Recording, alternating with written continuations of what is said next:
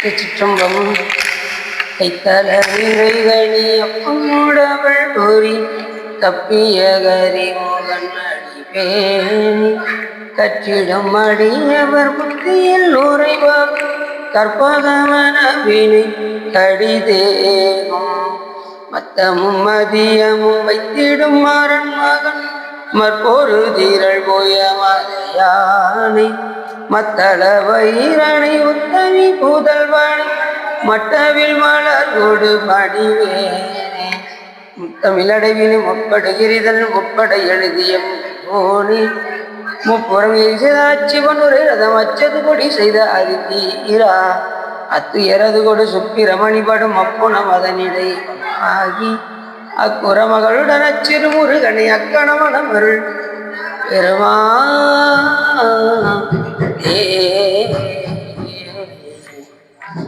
எந்தாயும் எனக்கருள் தந்தையும் நீ சிந்தாகுலமானவை தீத்தனியாள் கந்தா கதிவேலமணி உமையாள் மைந்தா குமரா மறைநாயகனே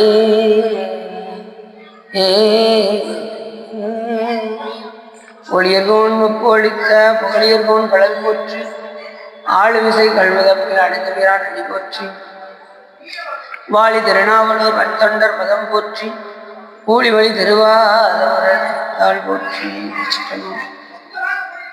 எல்லாம் வல்ல சிவகாமி பாலுடனாகிய வள்ளல் வைத்தியநாத சுவாமியுடைய பெரும் கருணையினாலே எல்லாம் வல்ல சிவகாமி பாலுடனாகிய ஸ்ரீ சகஸ்தலிங்கேஸ்வர பெருமானுடைய பெரும் கருணையினாலே நாம் சிவதர்மோத்திரத்தில் வருகார உயிரில் பகுதி 5 பற்றி சிந்திப்பதற்கு திருவருளும் குருவருளும் அடியார்களும் நாம் எப்பொழுதுமே ஒரு பாடலை சிந்தித்துவிட்டு சொல்வோம். அதன் அடிப்படையில் என்று தோற்றும் கோயிலும் தோன்றிய கோயிலும் வேற்று கோயிலும் பல உல மீயச்சூர் கூற்றம் உதைத்த குளிர்புண் சடையற்கு ஏற்றும் கோயில் கண்டீர் இளங்கோயிலே என்று அற்புதமாக பாடுகின்றார். என்ன சொல்ல வருகின்றார் என்று சொன்னால், தோற்றும் கோயில் தோன்றிய கோயில் வேற்று கோயில் என்று 3 பகுதியாக பிரிக்கின்றார். இதில் தோற்றும் கோயில் என்றால் என்ன, தோன்றிய கோயில் என்றால் என்ன, வேற்று கோயில் என்றால் என்ன என்று பார்த்தால், தோற்றும் கோயில் என்பது பிரதிஷ்டை செய்து வைப்பது. தோன்றிய கோயில் என்பது தானாக முளைத்த சிவலிங்கம்.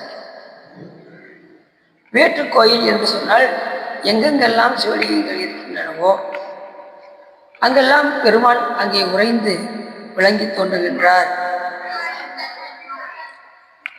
சிவலிங்க மூர்த்தம் இருந்தாலே பெருமான் அங்கே விளங்கி தோன்றும். அதனாலதான் சின்ன பிள்ளைகள்லாம் மண்ணில் விளையாடும் போது சிவலிங்கத்தை வைத்து பிடித்து விளையாடக்கூடாது என்று சொல்வார். அப்படி பிடித்து விட்டால் சிவபெருமான் அதில் நுழைந்து விடுவார். அப்ப நம்ம நெய்வேத்தியம்லாம் வைத்து வழிபாடு செய்ய வேண்டும். ஆகையினாலே அவ்வாறு சொல்லுவார். அப்படி தோற்றும் கோயில் என்பது பிரதிஷ்டை செய்து வைக்கக்கூடிய சிவலிங்கம். எத்தனையோ இடங்களிலெல்லாம் பெருமான் அங்கே பிரதிஷ்டை செய்த அந்த சிவலிங்கத்தில் பெருமான் உறைந்து விளங்கி தோன்றுகின்றார். அங்கே அந்த லிங்கத்தை சுற்றி மருந்தெல்லாம் சாத்தி வழிபாடு செய்வார். அதில் பெருமான் உரைகின்றார். தோன்றிய கோயில் என்பது தானாக ஒவ்வொரு இடங்களிலும் பெருமான் சுயம்பு மூர்த்தியாக திகழ்கின்றார். நமது வைத்தியநாத சுவாமி திருக்கோயில் எடுத்தீர்கள் என்று சொன்னால் அது சுயம்பு. பல இடங்களில் சுவாமி சுயம்பு லிங்கமாக தோன்றுகின்றார். அப்படி சுயம்புலிங்கமாக தோன்றுகின்ற அந்த பெருமான் நமது வைத்தியநாத சுவாமி திருக்கோயில் பார்த்தீர்கள் என்று சொன்னால் 24 திருவிளையாடல் செய்ய சிவலிங்கமாய் உரைந்தார். ஒரு முறையேனும் அவன் பேர் உரைத்துள்ளவர்கள் கருவிலை பிறவி நோன் கடக்கூடிய கதியை சார்பு என்று கூட நமது நூல்கள் நமக்கு சொல்கின்றன. பெருவிளையாடல் மேயவினான் 24 திருவிளையாடல் செய்ய சிவலிங்கமாய் உரைந்தான். ஒரு விளையேற்கனும் அவர் பேர் உரைத்துள்ளவர்கள் கருவிலை பிறவி முகம் கடக்கூடிய நதியை சார்வர் என்று நமக்கு அந்த புராணம் நமக்கு தெரியும். அவ பெருமான் 24 திருவிளையாடல் செய்வதற்காக சிவலிங்கமாய் உரைந்தான் என்றால் அங்கே தோன்றிய கோயிலாக பல இடங்கள்ல சுவாமி சுயம்பூர்த்தியாக இருக்கின்றார். பல இடங்கள்ல பிரதிஷ்டை செய்த சிவலிங்கமாக இருக்கின்றார். சிவலிங்கத்தில் பெருமான் 5 திருமுகத்தோடு இருப்பார். அதற்கு சதாசிவமூர்த்தி என்று பெயர். ஒவ்வொரு முகத்திற்கும் 5 திருமுகம் மேனி 25 நாகேஸ்வர மூர்த்தங்களை ஒவ்வொரு முகத்தை கொண்டும் இறந்து அருள் பாலித்தால் அதற்கு மகா சதாசிவமூர்த்தி என்று பெயர். அப்ப பெருமான் எப்படி அங்கே சிவலிங்கத்தில் உரைகின்றார் என்று நாம் பார்க்க வேண்டும். சிவபூஜை செய்கின்றவர்கள் அந்த மூர்த்தியில் சிவலிங்க மூர்த்தியில் மூர்த்தி மானை நிறுவுவார். அதுக்கு சிவ ஆசனாய நம, சிவமூர்த்திய நம, ஓம் கம் வித்ய தேவகாய நம, ஓம் காம் கம் நேத்ரோபிய நம என்று அதை ஆவாகனம் செய்து பெருமானை அங்கே வந்து நிறுவுவார். மூர்த்தியை நிறுவும் போது அந்த சிவலிங்கத்தில் பஞ்ச முகத்தோடு நாம் மூர்த்தியை எழுந்தருள் செய்வோம். அதுக்கப்புறம் அந்த சிவலிங்க மூர்த்தத்தில் சிவபெருமானுக்கு முகம் கொடுத்து உடம்பு கொடுத்து அதற்கு முக்கண் கொடுத்து அதை எழுந்தருள செய்ய வேண்டும். இப்படி சிவபெருமான் பஞ்ச மூர்த்தமாக உள்ளே இருந்து ஒவ்வொரு மேனியிலும் 5 திருமுகத்திலும் 5 வண்ணங்களாக நிறங்களோர் 5உடையாய் முன்னோர்கள் ஏத்த மறைந்திருந்தாய் பெருமான் வெள்வினையன் தன்னை மறைந்திட மூடிய மாய இருளை அறம்பாவும் என்னும் அரும்பயிற்றால் கட்டி என்று கூட நமது சிவபுராணத்தில் மாணிக்கவாச பெருமான் கூறுகிறார். ஒவ்வொரு திருமுகமும் ஒவ்வொரு நிறமாக தோன்றும். கிழக்கே பார்த்த முகம் கோங்கப்பூ நிறமாக விளங்கக்கூடிய மஞ்சள் நிறத்தில், ஈசான முகம் ஸ்படிக நிறத்தில், அகோர முகம் கரும்புகை வடிவத்திலும், வாமதேவம் சிவப்பு நிறமாகவும், சத்யோஜாதம் பால் நிறமாகவும் தோன்றும். இப்படி சிவபெருமான் பஞ்சமுகமாக திகழ்ந்து அருள் செய்கின்றார். அப்படி சிவலிங்கம் வழிபாடு தான் உயர்ந்த வழிபாடு. எல்லா நாளுமே கூடக்கூடிய வழிபாடு என்றால் சிவலிங்க வழிபாடு. இப்போ கூட பார்த்தீங்கன்னா அமெரிக்காவில் கண்டு எடுத்திருக்காங்க சிவலிங்கத்தை. பல இடங்கள்ல சிவலிங்கத்தை கண்டு எடுத்துக்கிட்டே தான் இருக்காங்க. காஞ்சிபுரத்தில் எண்ணில்லாத சிவலிங்கம் தோண்ட தோண்ட வந்துக்கிட்டே இருக்கு. நாங்கள் எல்லாம் போய் பார்த்தோம். வாழை வந்தாலும் போயிடுறோம். அங்கே ஏதோ உள்ளேருந்து சிவலிங்கம் இருக்கு அப்படின்னு போடுங்க எல்லா பேரையும் போடுங்க. அந்த பேரையும்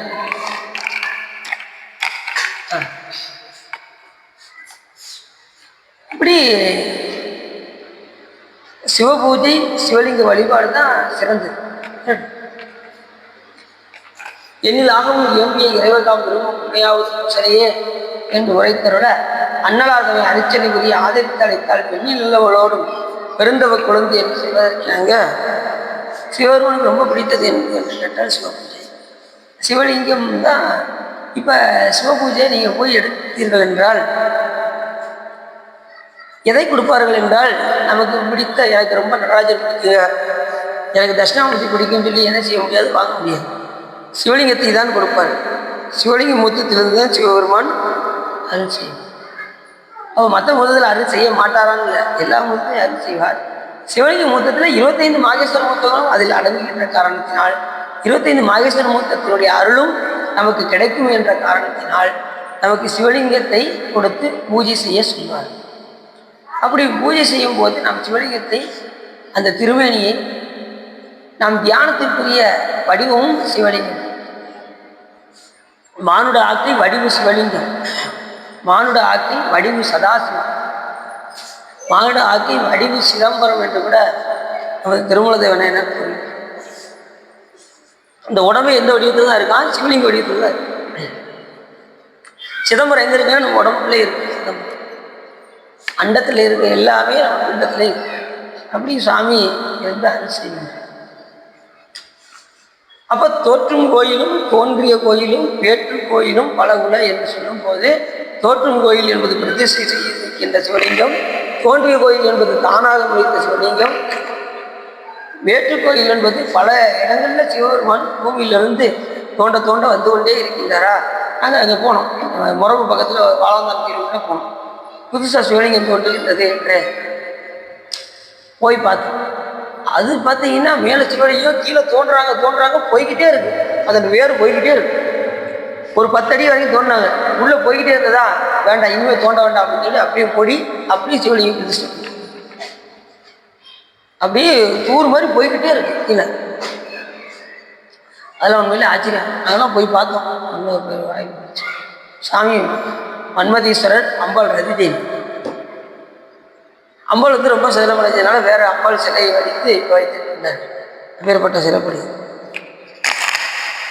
அப்போ சுவாமி சிவலிங்க மூர்த்தியிலிருந்து அருள்பாலிக்கின்றார் என்றால், சிவலிங்க மூர்த்தி அங்கே வரும்போதே அந்த மூர்த்தி மானை நிறுவி நாம் வழிபாடு செய்யும் போது, பெருமானே இந்த சிவலிங்க மூர்த்தத்தில் சந்தோஷமாக இருந்து சாணிக்கியமாக ரட்சித்து அருள வேண்டும் என்று நாம் பெருமானிடம் கேட்டால் பெருமான் அவ்வாறே ஆகட்டும்.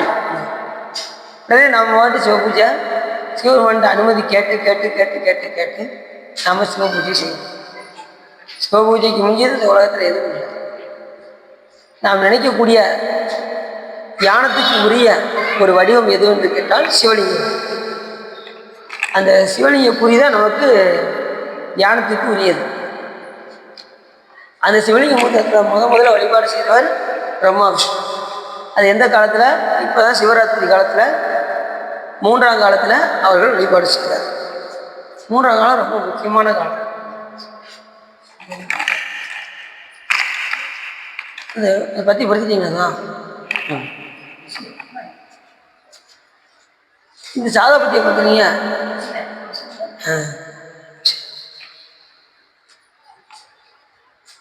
அப்படிப்பட்ட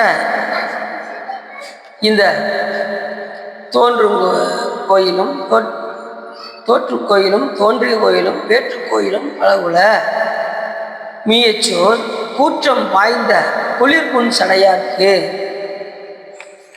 ஏற்றம் கோயில் கண்டீர் இளங்கோயிலே என்று அற்புதமாக சொல்கின்றார் அப்பர் சாமியார். பெருமான் விளங்கி தோன்றுகின்ற இடம் மீயச்சோர் என்று இந்த பாட்டில் மிக அற்புதமாக சொல்கிறார். எங்கள் பெருமான் கூற்றுவனை உதைத்த எங்கள் பெருமான் அவன் விளங்கி தோன்றுகின்ற இடம் மீயச்சோர் இளங்கோயிலே என்று இந்த இடத்தில் சொல்கின்றார். கூற்றுவனை உதைத்த பெருமான், ஒவ்வொரு திருமுறை பாடல்களையும் கூற்றுவனை உதைத்த பெருமான் சொல்றார். கூற்றாயினர் முதல் பாட்டை அப்ப கூற்றாயினவாறு விளக்க எழுதியிருந்தது. அப்ப கூற்றுவனை என்ன? கூறுபடுத்துவன். இந்த உடம்பு தனியாக உயிர் தனியாக கூறுபடுத்துகின்ற காரணத்தினால் அவருக்கு கூற்றுவன் என்று பேர். யமனுக்கு வந்தா எப்படி வருவார் அப்படின்னா, வரும்போதே கோவத்தோட தான் வருவார்.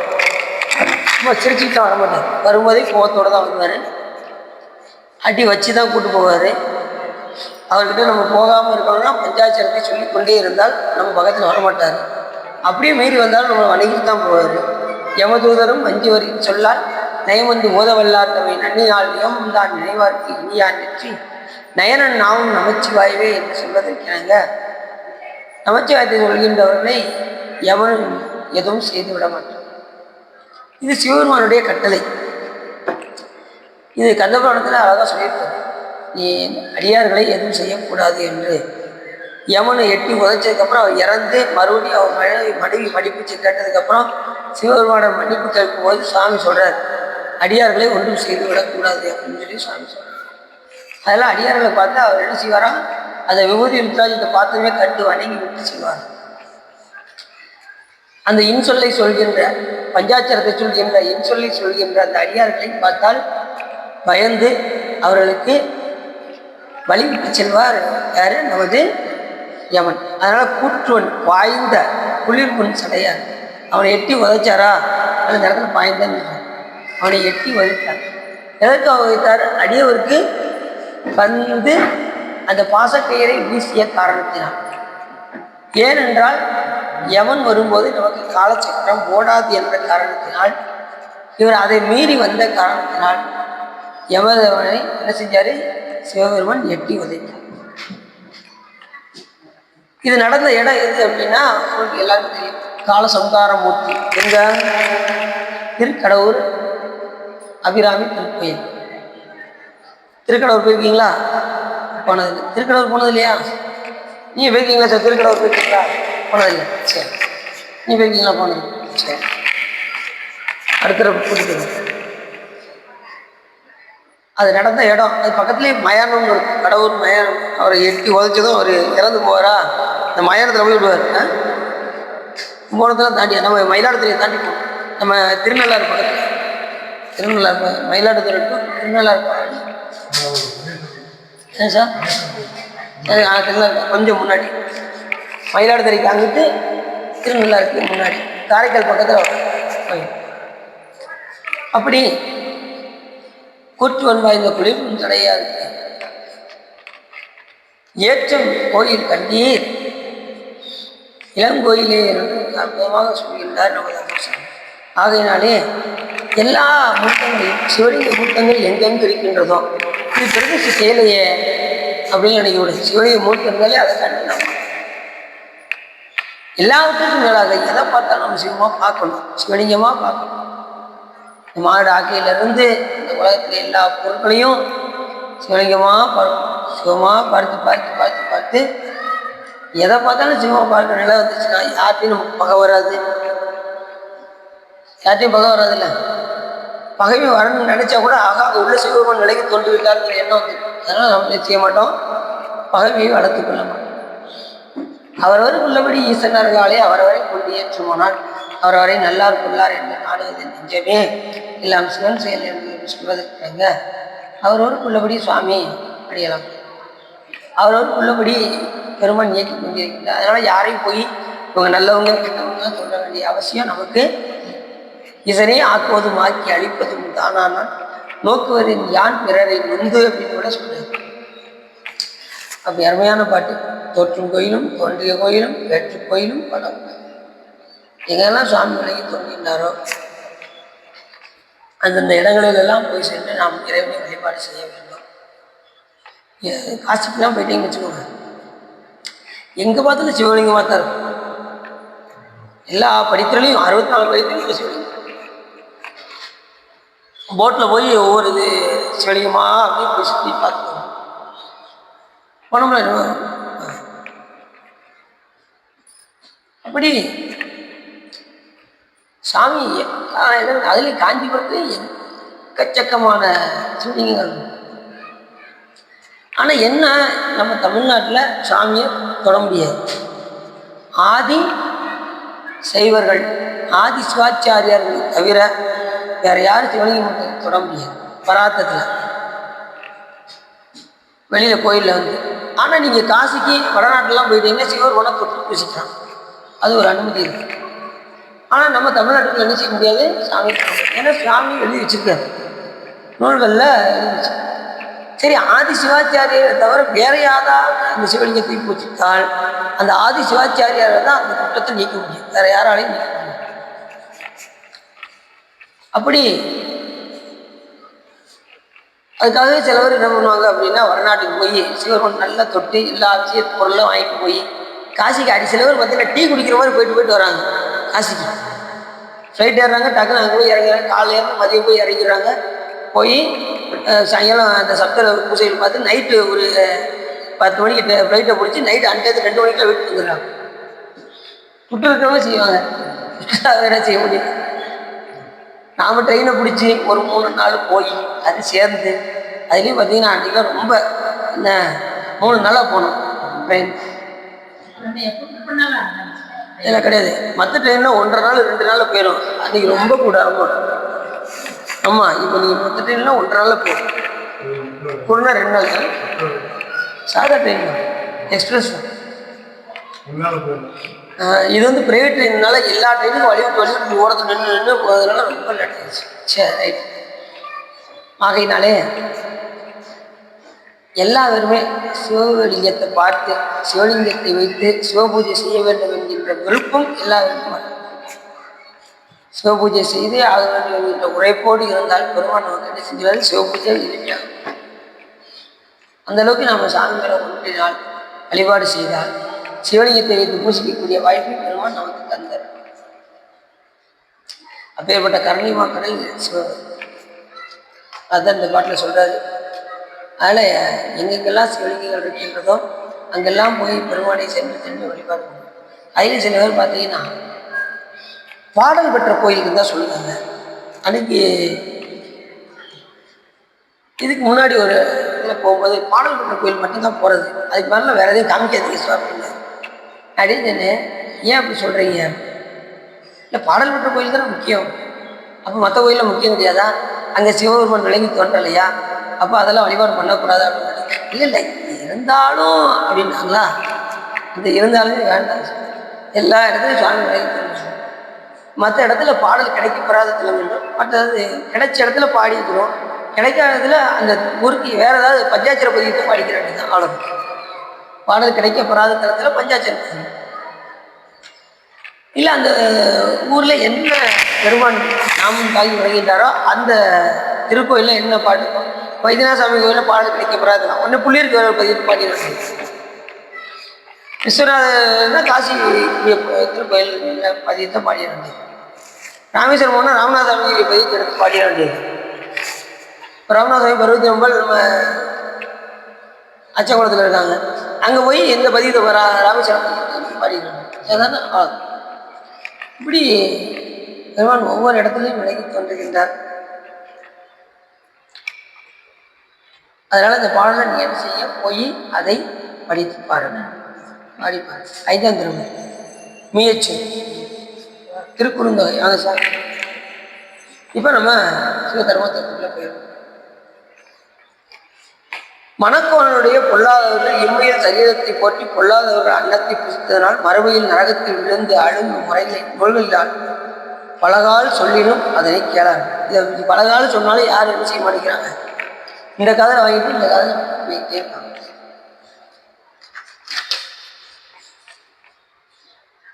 ஒருவன் விவாகத்தில் ஜாதி இல்லாத புசிக்கில் அகோர 100 வரை ஜீவிக்கும். கல்யாண வீட்டில் போய் ஒருத்தர் சாப்பிட்டான்னு வச்சுக்கோங்க, அவன் என்ன செய்யணும், அகோரத்தை 100 முறை ஜெபிச்சுட்டு தான் போய் சாப்பிடணும். அவங்க எப்படி சமைப்பாங்கன்னு தெரியாதுல்ல. அதனால் கல்யாண வீட்டில் போய் விவாகம்னா கல்யாணம் வீட்டில் போய் ஒருத்தர் வந்து புசித்தா இருந்தால் எத்தனை மந்திரம், அகோர மந்திரத்தை 100 முறை ஜெயிக்கும். ஏன்னா அதில் உள்ள குற்றம் போகுது. எப்படி சமைப்பாங்க, அவன் இறை நாமத்தை சொல்லி சமைக்க மாட்டாங்க. அவன் எப்படி 4 பேரை வஞ்சிக்கிட்டு திட்டிக்கிட்டு அவன் கடுகை போடுறதும் வைக்கிறதும், சீக்கிரம் அரிசியாக போடியா, என்னையா பார்த்துக்கிட்டே இருக்க போடியா, போகிறாங்க பந்தியில் ஆள் உட்காந்துருக்காங்க. எப்படி யார் 4 பேரை சத்தம் போட்டுக்கிட்டே வேலை பண்ணுவாங்க, எல்லாம் செய்வாங்க. அப்போ நம்ம அதை சாப்பிடும்போது நமக்கு என்னதான் வரும், அந்த கோபதாவங்க வந்து. ஏன்னா நம்மளுடைய முழுமையாக நம்மளுடைய இயற்கையால் அன்னமய கோஷம்.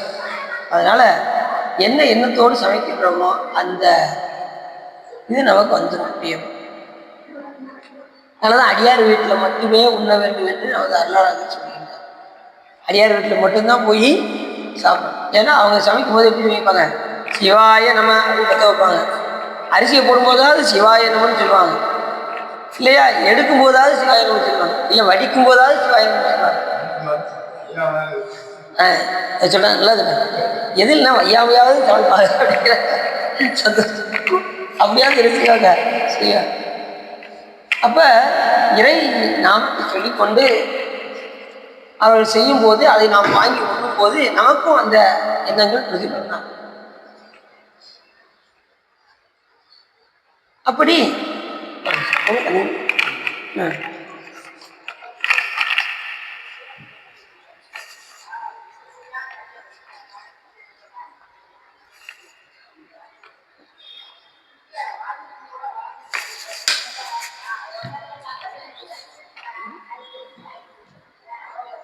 சில இடத்துலலாம் பார்த்தீங்கன்னா கல்யாண இடத்துலலாம் போய் அவங்க சமைக்கிறதெல்லாம் பார்த்தீங்கன்னா சாப்பிடக்கூட மனசு வராது. ஆனால் நாம் என்ன செய்வோம், போய் ஒரு கட்டு கட்டிடுவாங்க என்ன செய்வோம், போய் கல்யாண வீட்டில் போய் சாப்பிட்டு வருவோம். சிலது பார்த்தீங்கன்னா கீழே கிடக்கிறதுனா எடுத்து தூக்கி போட்டு என்ன செய்வாங்க, சமைச்சிக்கிட்டு இருப்பாங்க, தெரியாமல் கீழே விட்டுருவாங்க. இப்போ நம்ம அடியாரெலாம் என்ன செய்வாங்க, அதை விட்டுருவாங்க. கீழே போனால் அதெல்லாம் எடுக்கக்கூடாது. அவங்க அதெல்லாம் பார்க்க மாட்டாங்க, தூக்கி போட்டு சமைச்சு வைக்க ஆரம்பிச்சாங்க. சில பேர் இந்த கண்டத்துக்கு சில பேர் புகையிலைய இழுத்துக்கிட்டே இருக்காங்க, ஒரு பக்கம் இழுத்துக்கிட்டே ஒரு பக்கம் சாம்பார கின்றதும். அதனால தான் என்ன சொல்றாங்கன்னா அதெல்லாம் தீட்டாக ஆகிவிடும். ஆகையினாலே அகோர மந்திரத்தை 100 முறை ஜெபித்து என்ன செய்யணும், நாம அந்த அன்னத்தை அங்கே விவாகத்தில் போய் கல்யாணத்தில் 4ஆம் நாள் சடங்கிலும் சீமந்த கல்யாணத்திலும் நாமகரண காலத்திலும் ஏன்னா நாமகரண காலம்னா குழந்தை அங்கெல்லாம் வந்து பார்த்தீங்கன்னா அங்கே போய் சாப்பிட்டாலும் அகோர மந்திரம் 1000 முறை சொல்லணும். அங்கே போய் தெரியாமல் சாப்பிட்டோம்னா அகோர மந்திரத்தை வேறு மாதிரி யாரும் சாப்பிட மாட்டாங்க. குழந்தை வளர்ந்த வீட்டில் அந்த தீட்டு முடிஞ்சதுக்கப்புறம் 30 நாள் கழிச்சுன்னா செய்வாங்க, சாப்பிடுவாங்க. அதுக்கு மீறி ஏதாவது சாப்பிட்டாங்க அகோர மந்திரத்தை 1000 முறை ஜெபிக்கணும். சபிண்டீகரணம் அப்படின்னா இறந்த வீட்டில் போய் புசித்தாள். சபீகரம்னா இறந்த வீட்டில் போய் நம்ம புசித்தால் அகோரம் 1000 முறை சொல்லணும். அகோரம் வந்து ஓம் அகோராய நம, ஓம் அகோராய நம, ஓம் அகோராய நம 1000 தடவை செய்ய முடியும். தெரியாமல் சாப்பிட்டா அந்த மந்திரத்தை சொன்னால் அது போகும் இந்த தீட்டு, இல்லைன்னா என்ன செய்யாது, போகாது. சில பார்த்தீங்கன்னா என்னங்க தீட்டு பாட்டுன்னு இருக்கீங்க, சும்மா சாப்பிடுங்க அப்படின்னு என்ன செய்வாங்க. இந்த வழிபாடு இல்லாதவங்க எதனாலும் என்ன செய்வாங்க, சாப்பிட்றோம். அப்படி செய்யக்கூடாது. தெரிஞ்சதுக்கப்புறம் நம்ம அப்படி போய் சாப்பிடணும். தெரியாமல் சாப்பிட்டோம்னா இந்த மந்திரத்தை என்ன செய்ய சொல்லணும்,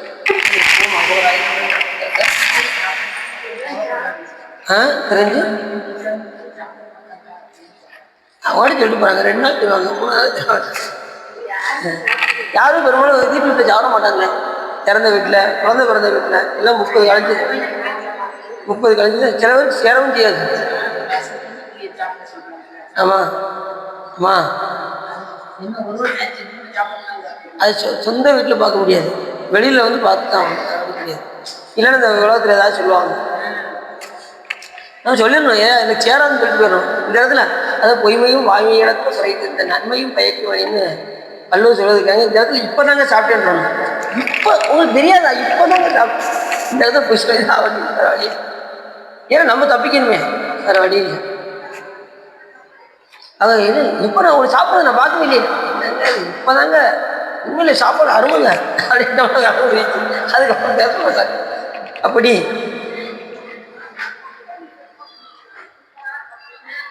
அது சொல்றாரு, சித்த உன் மத்தத்தினால் அறிவழிந்து இந்திய முதலியவற்றை புசித்தவன் பைத்தியம் இருக்க வீட்டில்.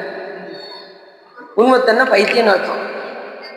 வீட்டில் தான் புசித்ததற்கு அருகம் இல்லாத ஈனசாதிகள் வீட்டில் போய் புசித்தான். ஈனசாதிகள் இருக்காங்கல்ல, ரொம்ப கீழான அங்கே போய் புசித்தாலும் புலைச்சியை தீண்ட கருதும் அறிவில்லாதவனாகி இம்மோரும் இப்படி செய்தோம் என்று இறங்கி அகோரத்தை 16,000 முறை ஜெபிக்கும். அங்கே போய் பிடிச்சித்தான் 16,000 தடவை நம்ம அகோர மந்திரத்தை ஜெபிச்சாதான் அந்த தீட்டு போகும், இல்லைன்னா போகாது. சாமியும் பித்தன்னு பேர், சிவபெருமானுக்கு என்ன பேர், சாமி எப்படிப்பட்ட பித்தன், எல்லா உயிர்களும் எப்படியாவது கடை தேர்த்தியே ஆக வேண்டும் என்ற திட்டு சிவபெருமான். இப்போ இந்த உலகத்தில் யாராவது திட்டுதுன்னு யாராவது சொல்லுவாங்களா, இல்லை நல்லா திட்டுதுங்க அப்படி யாராவது சொல்லுவாங்களா? சிவபெருமான் இதை திட்டி பாடுப்பா அப்படின்னு சொல்கிறார் சிவபெருமான். எந்த பாட்டு திட்டா? அந்த வெண்ணிநல்லூரில் உங்கள் ஊர் எதியா அப்படின்னு கேட்டாங்க சபையில். எங்கள் ஊர் வெண்ணிநல்லூர் அப்படின்னாரு சாமி. ஏன்னா அந்த ஓலையில் என்ன இருக்கு, வெண்ணிநல்லூர் பித்தனுக்கு எழுதி இருக்கு. அதனால இவர் இங்கே நடந்தது முதல்ல திருநாவலூர்ல நடந்தது. உடனே உங்கள் ஊர் எதுன்னதும் எங்கள் ஊர் வெண்ணிநல்லூர் அப்படின்னாரு சாமி. அப்போ அங்கேயே போய் வழக்கு வச்சுக்கிறோம் அப்படின்னு சொல்லி இப்போல்லாம் இங்கே கீழ்கோட்டிலேருந்து மேல்கோட்டுக்கு அனுப்புகிறாங்கல்ல, அது மாதிரி இங்கே வந்துட்டாங்க. இங்கே வெண்ணிநல்லூருக்கு வந்தாச்சு. இப்போ சபையில் எல்லாம் கூடிட்டாங்க. கூடி அந்த ஓலையை நீங்கள் படிக்கிறதா தான் உங்ககிட்ட காமிக்கிறேன். ஏன்னா ஏற்கனவே ஒரு நகலை சுந்தரன் கிழித்து விட்டார் அப்படின்னா சாமி. ஏன்னா ஓடி போய் அந்த நகலை வந்து சாமி வச்சுட்டேன் சாமி. அதனால் இதை நீங்கள் பார்க்குறதா தான் உங்களுக்கு சார் அப்படின்னாரா. உடனே அதில் கொடுத்தா அந்த ஓலையில் எழுதியிருக்கு ஆரூரனாகிய நான், அவங்க பாட்டை எழுதியிருக்காங்க. ஆரூரனாகிய நானும் என் வழி வழி சந்ததியினரும் வெண்ணை நல்லூர் பித்தனுக்கு வழி வழி அடிமை. இது உள்ளும் புறவுமாக இருந்து எழுதி கொடுத்த ஓலை. இப்படிக்கு ஆரூரன். எப்படி அருமையான ஓலையில் அப்படி எழுத அந்த ஓலையில் போய் அந்த கையெழுத்து எடுத்து பார்க்குறாங்க. பாட்னார் எழுதி கொடுத்த அந்த ஓலையில் உள்ள கையெழுத்து இது கொஞ்சம் கூட மாற்றம் இல்லை. ஏன்னா சாமி விச்சதிலேயே விளைவு செய்யக்கூடிய விதையே இல்லாமல் என்ன செஞ்சிருவாரு சாமி, மரத்தை வச்சது. அதனால் விச்சத்தின்றி விளைவு செய்யக்கூடிய பெருமான் வச்சு வாங்குவாய் பஞ்ச புலனைந்தும் உன் கோயில் வாசலில் பிச்சனாக்கினாய் பெரிய அன்பருக்கு உரியனாக்கினாய் தான் வளர்த்து ஒரு நச்சு மரம் ஆயினும் தொழார் நானும் அங்கனே உடைய நாதனே அப்படிங்கிறாரு மாணிக்காசன். அப்படி சாமி வந்து வச்சு வாங்கக்கூடியவர். சாமி என்ன பண்ணாரு, அந்த ஓலையை காமிச்சாரு, ஒத்து இருந்தது. உடனே அடிமை என்று கூறி அனுப்பிவிட்டார்கள். சிவமஞ்சனர் வித்தகம் பேச வேண்டாம், பணி செய்ய சுந்தரம் சாமியை பார்த்து வித்தகம் பேச வேண்டாம், பேசுறதுக்கு உனக்கு வேலையே இல்லை, எழுந்து பணி செய்ய கூட வா அப்படின்ட்டார். அவர் பின்னாடியே போனார். அவங்க வீடு எதியா தான் நம்ம வீடு அப்படின்னாரு. இந்த கோயில் அவங்க வீடு, ஆமையா வாயா அப்படின்ட்டு உள்ள போய் சாமி என்ன பண்ணிட்டாரு, அப்படி மறைந்து. உடனே சிவபெருமான் விளைவாரத்துக்கு காட்சி கொடுத்து சுந்தரபுர சாமிக்கு சுந்தரா அப்படின்னது ஒரு பெருமானே வந்தது நீங்கள் தான் பெருமானே, தெரியாமல் பண்ணிட்டேன், இனிமே உங்களை போய் ரொம்ப திட்டேன், திட்ட மாட்டேன்னு சொல்லியே என்ன செஞ்சார், ஒரு 10 பாட்டு பிடிச்சிருக்கேன். சாமி சொன்னார், இனி மண்டபத்தில் நுழையும் போது நீ என்ன சொல்லி அழைத்தாயினார். சுந்தரா நீ மண்மேல் நம்மை சொற்றமிழ் பாடுக தூமரை பாடு வாயாங்க. பெருமானே எனக்கு ஒரு பாட்டும் தெரியாது, எனக்கு ஒன்றும் தெரியாது, உன்னை தவிர எனக்கு உண்மை தெரியாதுனாரா. அவர் பாட வைத்தார் சிவபெருமான். மண்டபத்துக்கு நுழையும் போது என்ன சொல்லி அழைத்தாய் அப்படின்னு யோசிச்சு பார்த்தாரு. பித்தனோ மறையோன்னு திட்டினாரு சாமியை பார்த்து. சாமி உன்னை நான் திட்டல சாமி செஞ்சேன் அப்படின்னாரு. அதை வச்சே பாடியா அப்படின்னாரு. பித்தனோ மறையோன்னு முதல்ல சொன்னாரா, பித்து அப்படிங்கிறத வச்சு பித்தா பிறை சூடி சிவபெருமானே அப்படி எடுத்து கொடுக்க, பிறகு பித்தா பிறை சூடி பெருமானே அருளாளா எத்தான் மறவாதே நினைக்கின்றேன் மனக்கு உன்னை வைத்தாய் வெண்ணை தென்பால் வெண்ணை நல்லூர் அருள்துறையில் அத்தா உனக்கு ஆளாய் நீ அண்டேன் எதனாக என்று இந்த பதியத்தை பண்ணார். சாமி நான் முன்னாடி சொன்னேன் உனக்கு அடிமை இல்லைன்னு சொன்னேன், உண்மைதான். ஆனால் இனிமேல் சொல்கிறேன், அப்படி சொல்ல மாட்டேன் சாமி, சொல்ல மாட்டேன்னு சொல்லியே 10 பாட்டு பண்ணேன். அதான் உனக்கு ஆளாய் நீ அல்லேன்னு எல்லாம் இனிமேல் அப்படி சொல்லவே மாட்டேன் அப்படின்னு முதல்ல அப்படி சொன்னார். உனக்கு அடிமை இல்லைன்னு இனிமேல் முழுவதும் நான் உனக்கு அடிமை அப்படின்னு சொல்லியே புரிய மாட்டேன். நான் என் பல நாளும் நினைப்பின்றி மனத்து உன்னை பேயாய் தெரிந்தேன் பேயார் வெண்ணை தென்பால் வெண்ணை நல்லூர் துறையும் ஆயா உனக்கு ஆளாயினி அல்லேன் என்றாங்க. நான் நாய் சாமி, நான் ஏன் பல நாளும் உன் நினைப்பே இல்லாமல் இந்த மாயில சிக்கி தவிச்சுக்கிட்டு இருந்தேன். நல்ல வேலை எனக்கு நீ வந்து என்ன பண்ணிட்ட, தக்க நேரத்தில் வந்து என்னை தடுத்து ஆட்கொண்டாய். ஏற்கனவே அவர் கேட்டது தான் சொல்லி கொடுத்துருக்கேன். கைலாய மலையில் தக்க நேரத்தில் தடுத்து ஆட்கொள்ள வேண்டும் என்று கைலாய மலையில் கேட்டார். பெருமானே கைகள் அஞ்சலி கூப்பி கலங்கினான் செய்ய சேவடி திங்கும் சிறுமையில் மையன் மானுடமாய் மயங்கு வேலையில் ஐயனே என்னை தடுத்து ஆண்டு அருள் செய்யன என்று கேட்டதுனால பெருமான் அவரை தடுத்து அவரை அடியாராக ஏற்றுக்கொண்டு அவர் அந்த வழிபாட்டில் நிலைநிறுத்துமாறு செய்து அருளையும் செய்து திருமுறைகள் பாட வைத்து அதுக்கப்புறம் மறுபடியும் எங்கே கூட்டு போறாரு, கைலாய மலை. பேர்பட்ட கருணாசாமி. அதுவும் பாருங்க, யாருக்காக இந்த உயிர்களெல்லாம் கிடைத்தேற வேண்டும் என்கின்ற பித்து சிவபெருமானுக்கு இருக்கின்ற காரணத்தினால் சுந்தரம் சுவாமிகளை வர வைத்து நமக்கு பதியத்தை எல்லாம் கொடுத்து விட்டு என்ன பண்ணாரு, கைலாய மலைக்கு வைத்துச்சு. நமக்கு கிடைக்க வேண்டும் என்பதற்காக.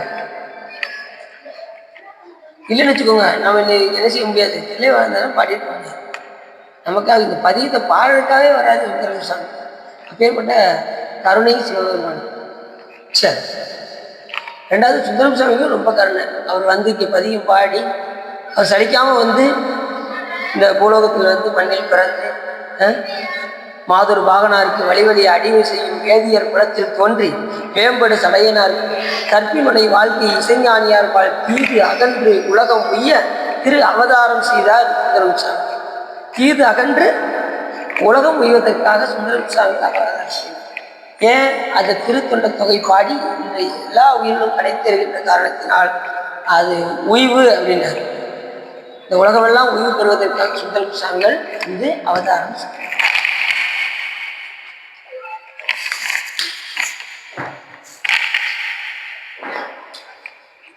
அப்படி இவர்கள் எல்லாம் அகோரத்தை எத்தனை முறை ஜெயிக்கணும்? 16,000 முறை ஜெயிக்க வேண்டும். அடுத்து சொல்றாரு, பொன் முதலிய பஞ்சலோகங்களில் செய்யப்பட்ட பாத்திரங்களும் தரவினால் செய்யப்பட்ட செல்குச்சி முதலியானதையும் வெந்நீரால் கழுவினால் சுற்றி. இப்ப எதெல்லாம் எதுல சுற்றி சொல்றாரு? பொன், தங்கம் மற்றும் பஞ்சலோகம் இதெல்லாம் எதுல சுற்றி செய்யணுமா? தண்ணீர், அதாவது வெந்நீரினால் கழுவணும். வெந்நீர்ல தான் கழுவணும். எதை? தங்கத்தெல்லாம் எதுல கழுவணும்? பஞ்சலோகம் நம்ம பாத்திரங்கள்லாம் இருக்குதுங்களா, பஞ்சலோகம் என்பது ஐம்பொன் இருக்குல்ல, அதெல்லாம் வெந்நீரில் தான் கழுவணும். அதில் சுற்றி செஞ்சால் தான் அதனுடைய தீட்டு போகுமா, நினைப்பு போகாதான் அப்படின்னு ஒரு விஷயம். வெள்ளி முதலிய பாத்திரங்கள் கோசலத்தாலும் ஒவ்வொரு நீராலும் சுத்தி செய்ய. ஒவ்வொரு நீரானது உப்பு நீர், அதுதான் ஒவ்வொரு நீர் உப்பு நீர். அது மாதிரி கோசலம் வெள்ளி முதலிய பாத்திரம். அவங்க கடைசியில் வராங்களா, கடை போயிருக்காங்களா? சரி சரி, கரெக்டாக ஒரு கதை சொல்ல போய் கரெக்டாக வந்துட்டீங்க. முக்கியமான கதை. இந்த வெள்ளி பாத்திரம் இதெல்லாம் பார்க்கும்போது நமக்கு என்ன ஞாபகம் வரணும் அப்படின்னா, அந்த உலோகங்கள் எல்லாம் பார்க்கும்போது பொன்னணையால் ஞாபகம் வரும். திருப்புவனத்தில் பொன்னணையால் நடனம் புரிகின்ற அந்த பெண் அக பெருமானை நினைந்து பரதநாட்டியம்லாம் ஆடுறாங்க. அவங்களுக்கு ரொம்ப ஆசை என்னன்னா, அந்த நடனம் புரிந்து அதில் வருகின்ற அந்த தொகையை கொண்டு அடியார்களுக்கு அன்னம் அளிப்பாங்க. இந்த பொன்னணை அவங்க சம்பாதிக்கிற அனைத்தும் அடியார்களுக்கு செலவழிக்கின்ற காரணத்தினால் அவங்களுக்கு ரொம்ப நாள் ஆசை என்னன்னா, பெருமானை தங்கத்தினால் செய்ய வேண்டும், அந்த மூர்த்தத்தை தங்கத்தில் செய்யணுங்கிற ரொம்ப ஆசை அந்த அம்மாவுக்கு பொன்னணையால். ஆனால் வர்ற வருமானம் அடியாருக்கு கொடுக்குறதுக்கே சரியா இருக்கு. அப்புறம் எங்கிட்டு போய் நம்ம அவங்க தங்கம் சேர்த்து வச்சு உலோகங்கள் செய்ய ரொம்ப வருத்தப்பட்டு இருந்தாங்க. சாமி எல்லாம் உள்ள பெருமான் எப்படியாவது செய்வார் சுப்பநாத பெருமான் அப்படின்னு சொல்லி அங்கே வழிபாடு செய்து திருப்புவனம். இது நடந்த இடம் திருப்புவனம், மதுரைக்கு பக்கத்தில். சிவருமானுடைய 64 திருவிளையாடல் இது ஒரு திருவிளையாடல். சித்தராக வந்த பிரபலம்லாம் இருக்கும். நான் போனோம்ல. அப்படி வர்ற வருமானம் மூலம் அடியார்களுக்கு சரியாகின்ற காரணத்தினால் இந்த அம்மா சாமிகிட்ட விண்ணப்பிக்காத குறையா விண்ணப்பித்துக் கொண்டே இருந்தார் அன்றாடம். யார் செவிக்கு வந்ததோ சிவபெருமானுடைய செவிக்கு வந்தது. ஏன் அப்படின்னா, அன்பு, ஒரு துளி அன்பு செலுத்தினாலே சிவபெருமான் விடமாட்டார். தத்தைமனையா தங்கள்வில் வைத்த தயாவை 100,000 கூறிட்டு அத்திலங்கு ஒரு ஊரு ஒன்று கண் வைத்தவருக்கு அவர்களுக்கு அளிக்கும் நின் பெருமை. பித்தரெண்டு உன்னை பேசுவரேன் கிடைத்தவை பொறுத்தல் செய்யும் கைத்தளம் சென்னிமேல் வைத்த கங்கை கொண்ட சோலை சிறத்தானே என்று திருவிசைப்பார் என்று சொல்றார். ஒரு துளி அன்பு, பெண்கள் மேல் வைக்கின்ற அன்புல அதை 100,000 கூறாக்கி, இவன் நீ இல்லாமல் என்னால் உயிர் வாழவே முடியாதுமா சொல்றாங்கல்ல. ஒரு கணவர் மனைவியை பற்றி சொல்றாங்கல்ல, எந்த அளவுக்கு அனுபவிக்கிறாங்க. இவன் நீ இல்லாமல் நான் உயிர் வாழவே மாட்டோமா. அதுக்கப்புறம் அந்த அம்மா இறந்து போயிடுச்சுன்னு வச்சுக்கோங்க, இவர் உயிரெல்லாம் விட மாட்டார், இன்னொரு கல்யாணம் பண்ணிடுவார். அது வேற விஷயம். இப்படிலாம் என்ன செய்வாங்க, விட்டவங்களா கொடுப்பாங்க. ஆனால் அந்த அளவுக்கு சில பேர் உண்மையாக அன்பு செலுத்துறவங்களா இருக்காங்க.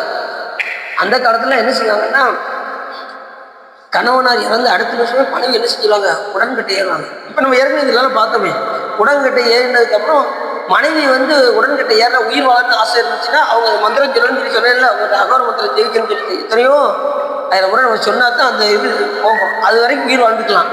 உயிர் விட பயந்தாங்கன்னு வச்சுக்கோங்களேன், அவங்க மந்திரம் சொல்லணும். கணவர் இறந்ததுக்கப்புறம் மனைவி உயிர் வாழணும், எனக்கு உயிர் விடலாம் எனக்கு பயமா இருக்கு அப்படின்னா மந்திரம் சொல்லி இருக்கணும். அதுக்கெல்லாம் ரூல்ஸ் இருக்கு. அந்த காலத்துல உடனே ஏறிடுவாங்க. ஏன் அப்படின்னா, இருந்தாங்க அப்படின்னா 4 பேர் விரும்புவாங்க இது அவங்களுக்கு. அதனாலதான் காரைக்கால் என்ன பண்ணாங்க அப்படின்னா, இந்த உடம்பு எனக்கு வேண்டாம், கணவனார் இவங்க விட்டுட்டு போயிடுறாரு, வேற கல்யாணம் முடிச்சு காரைக்கால் அம்மையாருடைய பேரையே புனிதவதி என்று அந்த பெண்ணுக்கும் வைக்கிறாங்க. அவருக்கு 2வது கல்யாணம் முடிஞ்சு அந்த குழந்தையெல்லாம் பிறந்து அந்த குழந்தைக்கு புனிதவதி என்ற பேரும் வைக்கிறாங்க. அப்ப இந்த அம்மா அது வரைக்கும் வாழ்ந்து கொண்டு இருக்கின்றார்கள். ஆனால் செய்தி அறிஞ்சாங்க பாருங்க, இவர் வேற கல்யாணம் முடிச்சிட்டாரு, குழந்தைலாம் பிறந்ததுன்னு சொல்லுங்க செய்தி கேட்டது. அடுத்த நிமிஷம் இந்த உடம்பு இருக்கக்கூடாது என்று பெருமானிடம் போய் மண்டிக்கிட்டு கேட்டார்.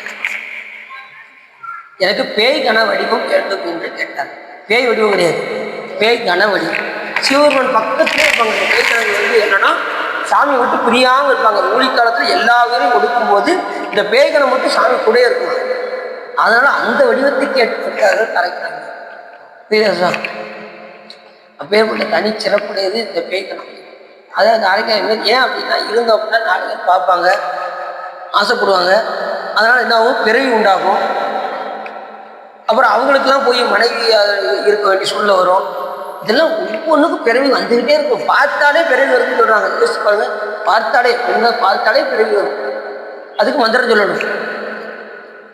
அப்படிதானே சொல்லுது நமக்கு. அப்போ நம்ம எப்படி பார்க்கணும், எல்லாத்தையும் சிவமாக பார்க்கணும். அந்த நிலைக்கு நம்ம உயரணும். அதெல்லாம் இப்போ இந்த பிறகு வந்துருக்கீங்க, உழைப்பு காட்டினா வந்து, உழைப்பு காட்டலன்னா வராது. அந்த அளவுக்கு அந்த காலத்துலாம். ஆனால் உடனே அடுத்த நிமிஷமே சாமிகிட்ட போய் கேட்டு உடனே அதையும் சேக்கிலாசாமி சொல்லும்போது காரைக்கிழமை எப்படி இருப்பாங்களாம், மகாலட்சுமியை விட அழகாக இருப்பாங்க. அதை முதல்ல சொல்லும்போதே சொல்லுவாங்க, லட்சுமியை விட அழகுடையவர்கள் அப்படின்னு சொல்லுவாங்க. அப்போ கணவனார் இப்படி போயிட்டாங்கன்னா எல்லாரும் என்ன செய்வாங்க, விரும்ப ஆரம்பிச்சுவாங்க. உடனே இந்த வடிவத்தை உடனே பேய்கணமாக மாற்றி சொல்லி உடனே அம்மையார் சாமி பேய்கண வடிவம் எடுத்து அப்படியே தலைகீழ நடந்து கைலாயம் பண்ணாங்க. இவ்வளோ பெரிய சிறப்பு. தலைகீழ நடந்து போய் கைலாயங்களே ஆடிடுச்சோம். ஆடு உடனே அம்பாள் அஞ்சு நடிக்கிறாருதான்.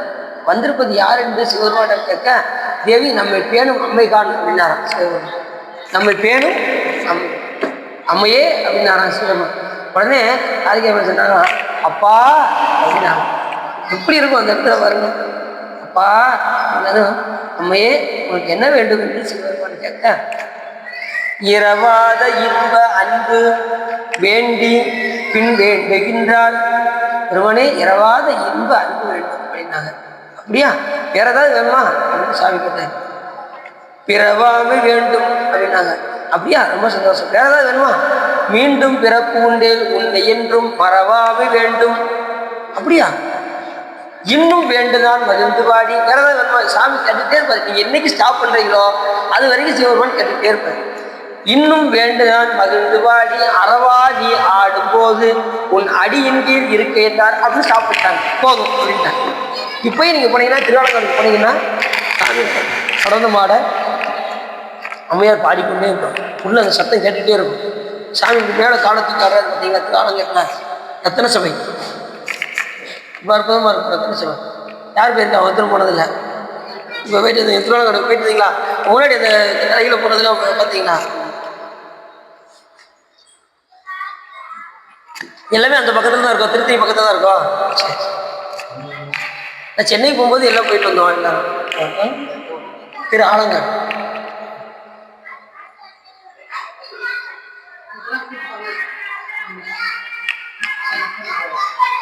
அதான் போவோம். இது அடுத்த வாரம் சார், அடுத்த வாரம் போகிறோம். சனி ஞாயிறு 28/1. சரி, அப்படி சாமி ஒரு வருடம் விட மாட்டார். வர கேட்டுகிட்டே இருப்பார். அத்தனையும் சாமி கொடுத்தார். அதனால் ஒவ்வொரு நினைப்புக்கும் நமக்கு ஒரு பிறப்பு வந்து கொண்டே இருக்கும். அதனால் நினைப்பு முழுவதையும் சிவபெருமானிடம் கொடுத்து விட்டால் நமக்கு பிறப்பு வரும். ஒரு நாள் தங்களாக நினைச்சாரு. இது ஒன்றும் குற்றம் இல்லையே. குபேரர் வந்து 2 நாள் இங்கே தங்களாகவே நினைச்சாரு. சாமி இங்கே பிறந்து இறந்து வாட்டார். அதுக்கப்புறம் இருந்து பட்டினத்தாராக பிறந்து அத்தனையும் உதறி விட்டு வந்தார். ஏன்னா ஏற்கனவே அந்த மலை வாசனையின் காரணமாக ஒரு நிமிஷத்தில் அவரால் விட துணிந்தது இல்லைன்னு விட்டுருக்க மாட்டார். ஏற்கனவே குபேரராக இருந்து எல்லாம் பார்த்துட்டாரு, எல்லா செல்வத்தையும் பார்த்துட்டாரு. அதில் அலுப்பு வந்துருச்சு. நிறைய எந்த ஒரு பொருளையும் அதிகமாக அனுஷ்டன்னு வச்சுக்கோங்க, அது மேலே வெறுப்பு வந்துடும். காந்தியடிகள் இருக்கார் பார்த்தீங்களா, அவர் சீரட்டு இருப்பாரான். அவரால் விடவே முடியலையா. அவங்க அப்பா என்ன பண்ணாரா, ரூமில் அடைச்சி ரூம் நிறைய முழுவதும் சீரட்டாக கொடுத்து கதவை பிடிட்டாரான். அவர் விடிய விடிய விடிய விடிய பிடிச்சி வெறுத்து போய் வெளியே வந்தாரான். என்ன கொட்டவே மாட்டேன் அப்படின்னு தந்தாரா. சில பேர் வந்து அதை அனுப்பிச்சு அது முழுவதும் அனுப்பிச்சிட்டாங்கன்னா அதுக்கு வெறுப்பு வந்துடும். அப்போ தொட்டுக்கிட்டே இருந்தாங்கன்னு வச்சுக்கோங்க, அதில் என்ன வந்துடாது, வெறுப்பு. ஆமாம், சில பேருக்கு என்னத்தை அனுபவிச்சாலும் என்ன அதை விடாத ஆளுகளும் இருக்க செஞ்சுறாங்க. அதனால் எல்லாத்துக்கும் சாமி தான் சரி. அப்படி இந்த பொன்னணையால் வந்து பார்த்தீங்கன்னா சாமிகிட்ட அன்றாடம் போய் விருப்பத்தை சொல்ல சொல்ல சொல்ல சாமிகிட்ட விண்ணப்பிச்சுட்டே இருக்காங்க. சுவாமி பெருமான் எப்படியாவது கொடுப்பார் என்ற விருப்பத்தை சொன்னதும் உடனே சொக்கநாத பெருமான் சித்தராக வந்தார். எங்க திருப்புவனத்திற்கு சித்தராக. திருப்புவனம் எங்கக்குள்ள இருக்கு? திருப்புவனம் எங்கக்குள்ள இருக்கு? மதுரைக்கு பக்கத்துல தான் இருக்கு. மதுரை சுற்றி இருக்க எல்லா இடத்துலையுமே சிவபெருமான் திருவிளையாடல் செய்திருக்கு. அப்படி சித்தராக வந்து எப்படியாவது இந்த பெண்ணுடைய குறையை நீக்க வேண்டும் என்று உடனே சாமி சித்தராக வந்தார். வந்து உடனே அந்த பெண் வந்து அந்த பெண்ணுடைய வீட்டுக்கு வெளியே வந்து நின்றார். உடனே பெண்ணே உனக்கு இன்னொன்னுன்னா அவ ஒவ்வொரு நாளும் ஒவ்வொரு அடியாருக்கு அன்னம் கொடுக்குறாரா. சிவபெருமான் அவர் வீட்டுக்கு போனார். உடனே இந்த அம்மா வந்து பாத பூஜை செய்தார் சிவபெருமானுக்கு.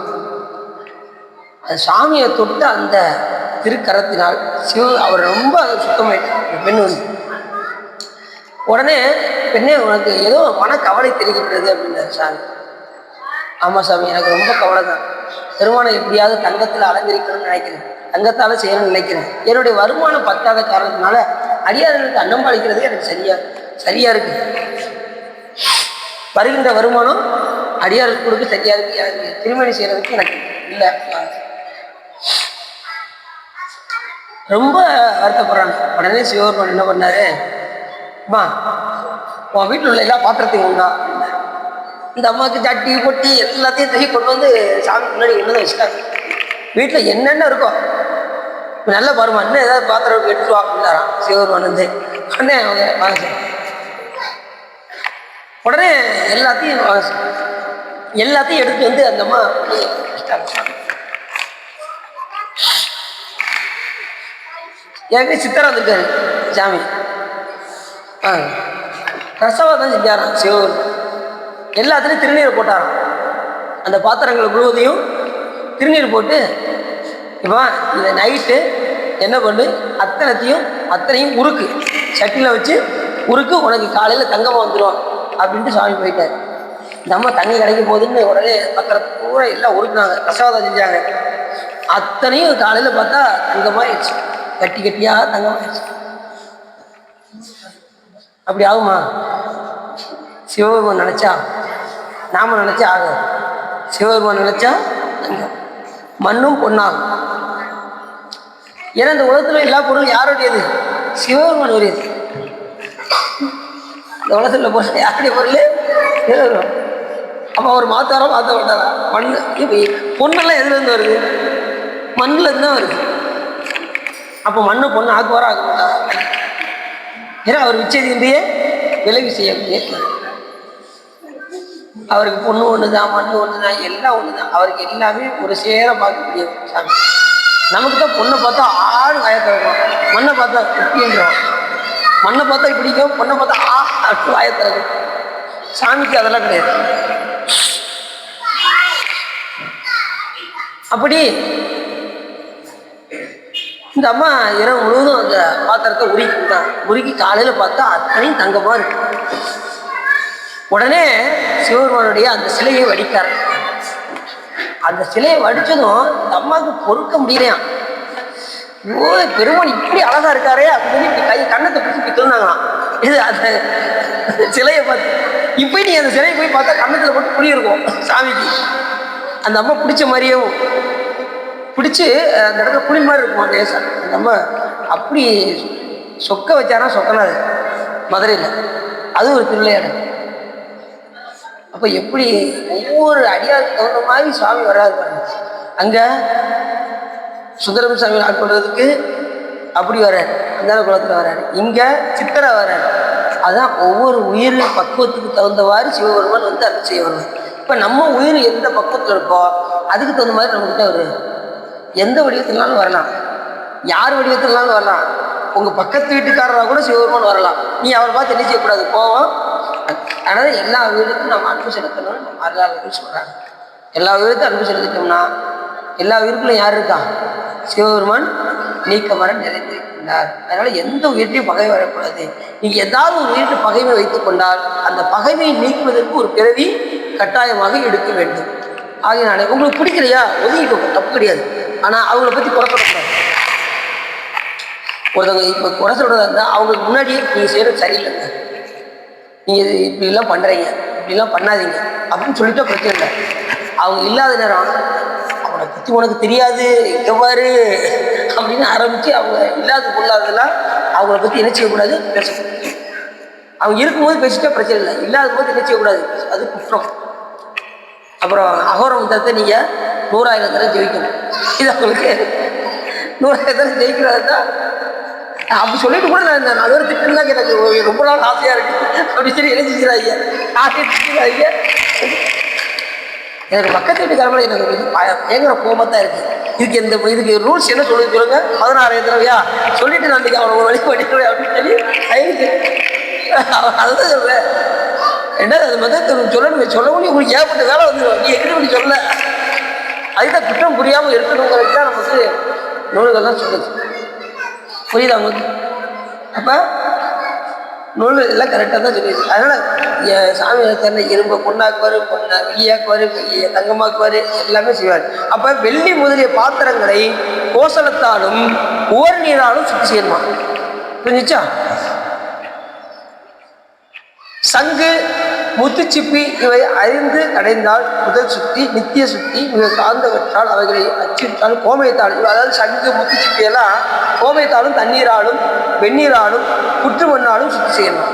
இந்த சங்குலாம் வீட்டில் வச்சுருப்பீங்கள, அதெல்லாம் புற்று மண், வெந்நீர், சாதாரண தண்ணீரும் வச்சுக்கலாம். அது மாதிரி கோமயத்தினாலையும் சுத்தம் செய்யலாம். இப்போ நீங்கள் அபிஷேகம் பண்ணுறது சங்கு வச்சுருப்பீங்கள, சாமி அபிஷேகம் பண்ணுறது நாங்கள் யாருமே என்ன சிவப்பிச்சு எடுக்கலைங்க, நீங்கள் அடுத்த கொஸ்டினை நீங்கள் சொல்லலாம் அப்படிங்கிறது. சில பேர் சங்கு ஊதருக்கு வச்சுருப்பாங்க பார்த்துருக்கீங்களா, ஊதத்தங்க வைக்கிறது அதை கழுவும் போது இப்படி தான் கழுவணும். ஒன்று தண்ணீர்னால, இல்லை வெந்நீர்னால, இல்லை புற்று மண்ணால், இல்லைன்னா கோமயத்தினால. இந்த 4 நாளாக என்ன செய்யலாம், சுத்தி செய்யும். அப்படின்னா தான் அது தீட்டு போகுமா, இல்லைன்னா போகாது. அடுத்து செம்பில் உள்ளதுக்கு புளி நீரால் செம்பு வந்து எதில் புளி நீரால் சுத்தம் செய்யணுமா? நாம் என்ன செய்வோம், செம்பில் எது போகிறதுக்கு இருக்கட்டும், செம்பு கொஞ்சம் ஓவர கருத்துக்கிட்டே வருது, அந்த பொடியிடுறான். வேற என்னது, அந்த எலுமிச்சம்பழத்தை தூக்கு, பீதாம்பரி பவுடர் இங்கே வாங்க, ஈஸியாக எது முடியுதோ போட்டு தேய்ச்சி ஈஸியாக என்ன செஞ்சிடறோம். பீதாம்பரி வர மாட்டியா, நல்லா இல்லையா? அப்படியா? சபீனா மாதிரி சபீனா அதுவும் போடக்கூடாதான், இப்படிதான் அப்போ சொல்லிக்கிட்டு இருக்கேன். நம்ம ஏதாவது பொடி எடுப்போம்ல, நான் சுற்றி ஆனால் நீங்கள் எதனாலும் வச்சு தேய்ங்க, இல்லை நீங்கள் எதனாலும் தேய்ங்க, ஆனால் அதோட சேர்ந்து புளியும் சேர்த்துக்கோங்கன்னு சொல்லுது. புரியுதா உங்களுக்கு? புளியை சேர்த்து நாம செம்பு கலக்கணும். புரியுதா? எங்கள் வீட்டில் எங்கள் அம்மாவில் புளியை வச்சு தான் அறிவுரை தேய்ச்சி தருவாங்க. அப்போ நீங்கள் செய்ய முடியாது, நம்ம செய்யறதே கிடையாது, எல்லாமே எங்கள் அப்பா தான் விலைக்கு வாங்கி தருவாங்க. நம்ம பூஜை பண்ணுற வேலை மட்டும்தான், அவங்களே பதிலுவாங்க. சரி, ஆனால் ஒரு ரூல்ஸ் படி என்னென்னா, சிவ பூஜை பண்ணுறவங்களே அந்த பாத்திரத்தில் விளக்குனா சிறப்பு. ஆனால் எங்கள் அம்மா விட மாட்டாங்க, மகனே நீ போயிட்டு வரா நான் பார்த்துக்கிறேன்டா அப்படின்னு அவங்க என்ன செய்வாங்க, தெரிஞ்சு கொடுப்பாங்க. சரி, ஏன்னா ஓடிக்கிட்டே இருக்குமா, அதனால் அவங்க செய்கிறாங்க. சரி, அதனால் புளியை சேர்த்து என்ன செய்யணும், செம்பை சுத்தி கொடுத்து. சில பேர் என்ன செய்வாங்கன்னா புளியும் உப்பையும் வச்சு செய்வாங்க. உப்பு கொஞ்சம் தேய்ச்சோன்னா என்ன ஆகும்னா சீக்கிரம் கருத்துரும், அப்படி தானே? பளிச்சுன்னு ஆயிரும், உடனே பளிச்சுன்னு ஆயிரும், ஆனால் உடனே கருப்பாகவும் ஆயிரும் சீக்கிரம். அதுக்கு தகுந்த மாதிரி வேறு ஏதாவது பவுடர் போட்டு நம்ம 2 தேய்க்க வேண்டியிருக்கும். ஆனால் எது சேர்த்தாலும் எது செஞ்சாலும் புளியை சேர்த்து விடணும் சார், பழகு அடிச்சுங்க. சரி சரி,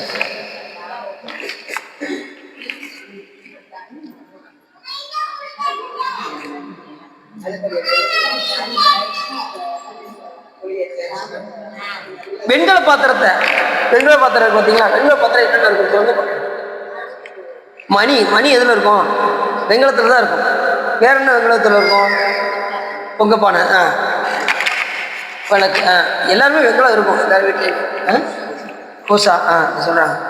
அதெல்லாம் எதில் சுற்றி செய்யணும்னா வெந்நீராலும் ஜலத்தினாலும் சுற்றி, வெந்நீரும் ஜலத்தினாலையும் சுற்றி செய்யணும்.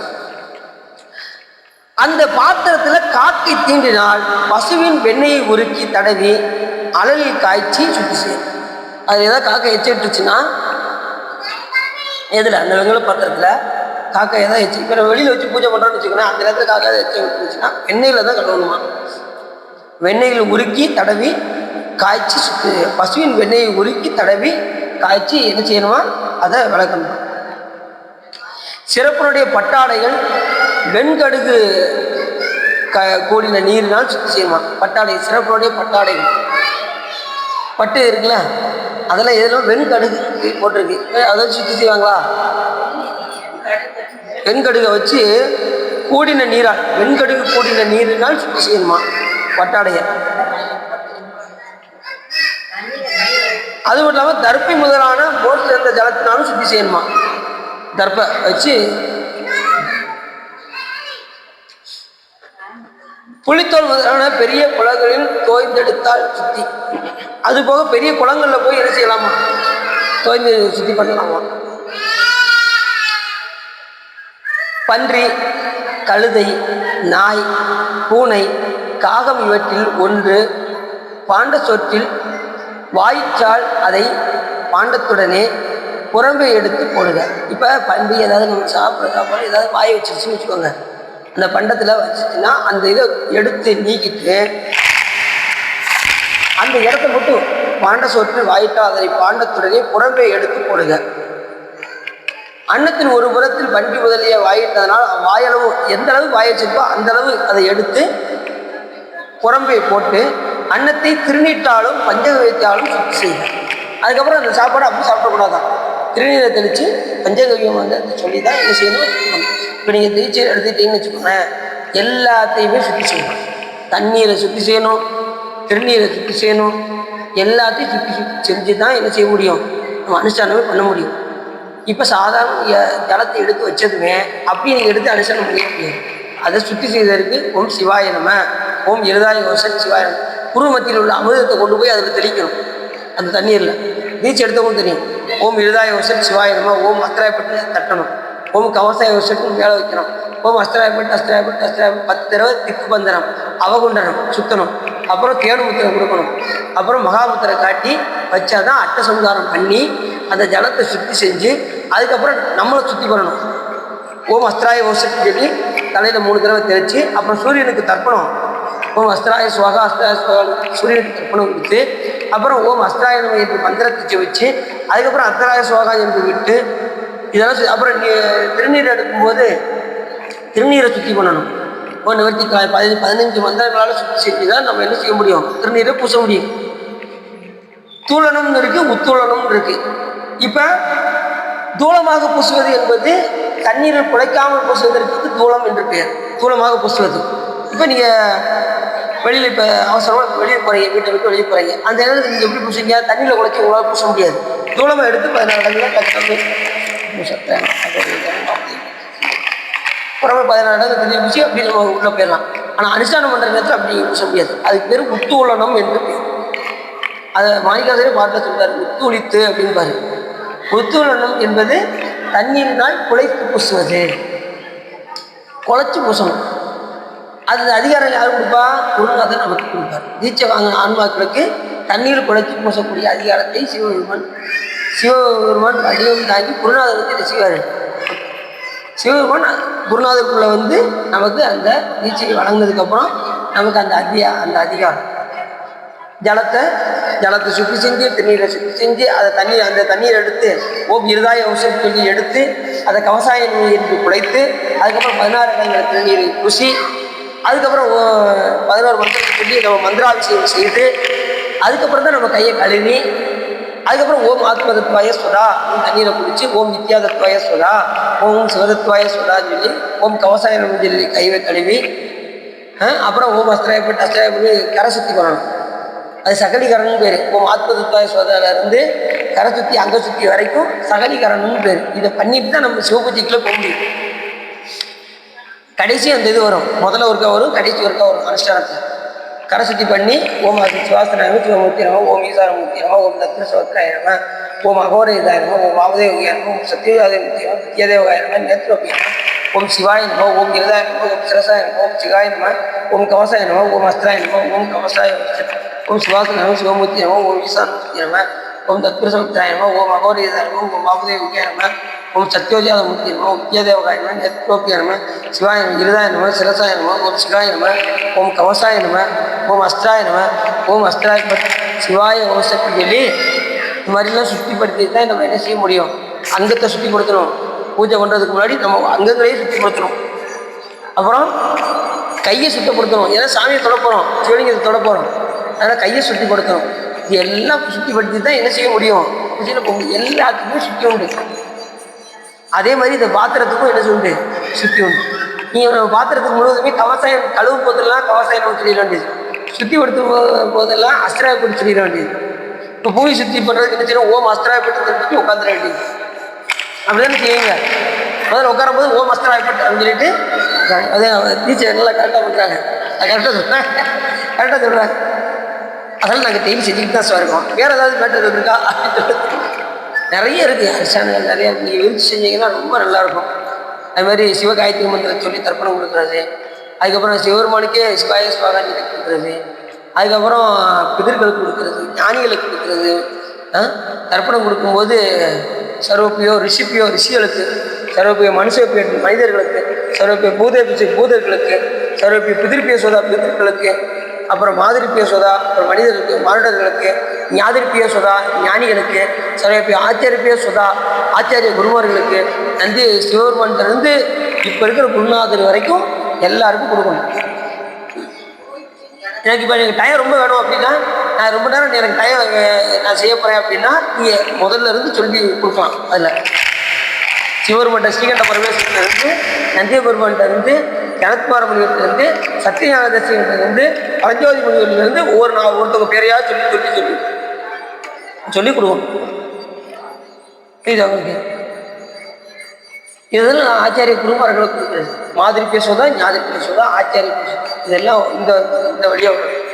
இந்த வழியாக பிதர்களுக்கும் மாண்டவர்களுக்கும், இது ஞானிகளுக்கும் ஆச்சாரிய குருமார்களுக்கும், இப்படி ரிஷிகளுக்கு, முனிவர்களுக்கு, ஞானிகளுக்கு எல்லாருக்கும் தர்ப்பணம் கொடுக்கணும். எல்லாரும் நல்ல அவங்களுக்கு கொடுக்கும்போது நாமளும் எப்படி இருப்போம், நம்மளும் நல்ல நிலையில் சொல்லி வச்சோம். எல்லாம் சரி நீங்கள் அனுஷ்டானத்தில் தர்ப்பணம் கொடுத்தீங்கன்னா ரொம்ப சிறப்பு. நான் அந்த முக்கியமான அமாவாசை தாங்க, தை அமாவாசை, புரட்டாசி அமாவாசை, இதை முன்னுக்கு தாங்க கொடுக்குறேன் அப்படின்னு சொல்லி கொடுக்கணும். ஆனால் எல்லா நாளுமே கொடுக்கணும். அமாவாசை தான் கிடையாது. தீட்சை எடுத்தவங்க தினசரி என்ன செஞ்சிடணும், தர்ப்பணம் வீட்லேயே நீங்கள் செஞ்சிடணும். செஞ்சுட்டு கையை காலை கழுவிட்டு அதுக்கப்புறம் பூஜையில் உட்காந்துடணும். பூஜையில் உட்காந்து நீங்கள் எப்படி பண்ணணும் அப்படி.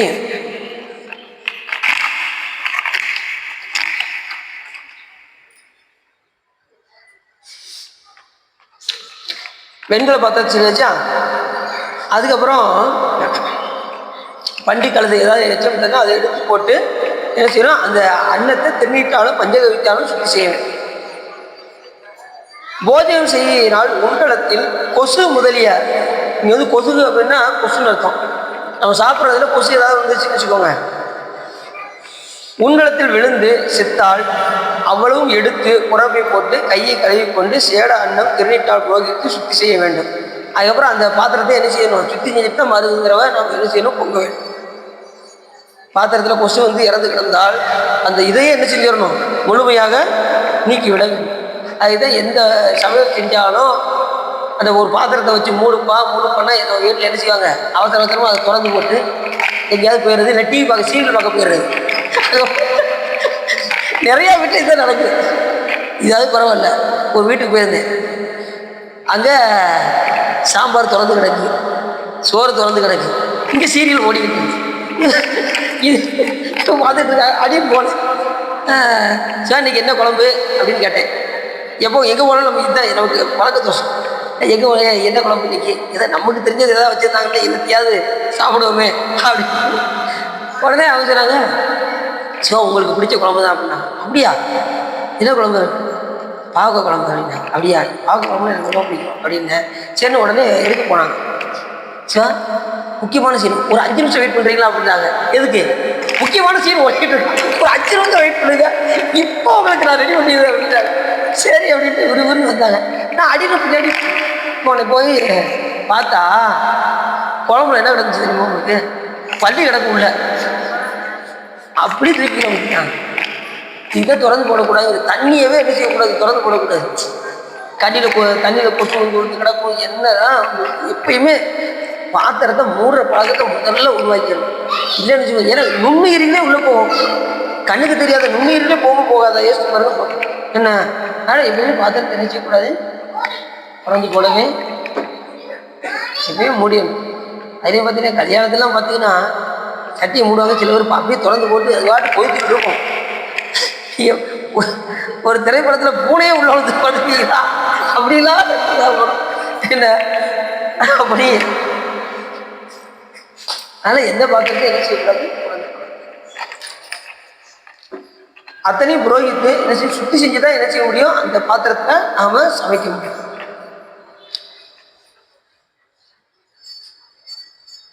கீரி பெருச்சாளி முதலியவை அன்னத்தில் பாண்டத்தில் வாயிட்டால் அப்பண்டத்தை 7 தரம் அஸ்திர மந்திரத்தை கழுவி பின்பு தற்பையால் பரீட்சீகரணம் செய்தால் சுத்தியாகும். ஏதாவது பெருச்சாளி ஏதாவது வந்து நிறைய வீட்டில் வந்து பார்த்தீங்கன்னா பெருச்சாளி தான் அதிகமாக இருக்கும். மண்ணெல்லாம் தொலைச்சி அது வர்ற ஸ்டைலே ஒரு வித்தியாசமாக இருக்கும். ஆனால் காலில் பார்த்தா வெளியில் இறந்துக்கிடும். ஒருத்தவங்க வீட்டில் வந்து எலி இதை வச்சு என்ன செஞ்சிருவாங்க, ஒரு வழி பண்ணிடுவாங்க. பெருச்சாலியே இல்லாத மாதிரிலாம் செய்வாங்க.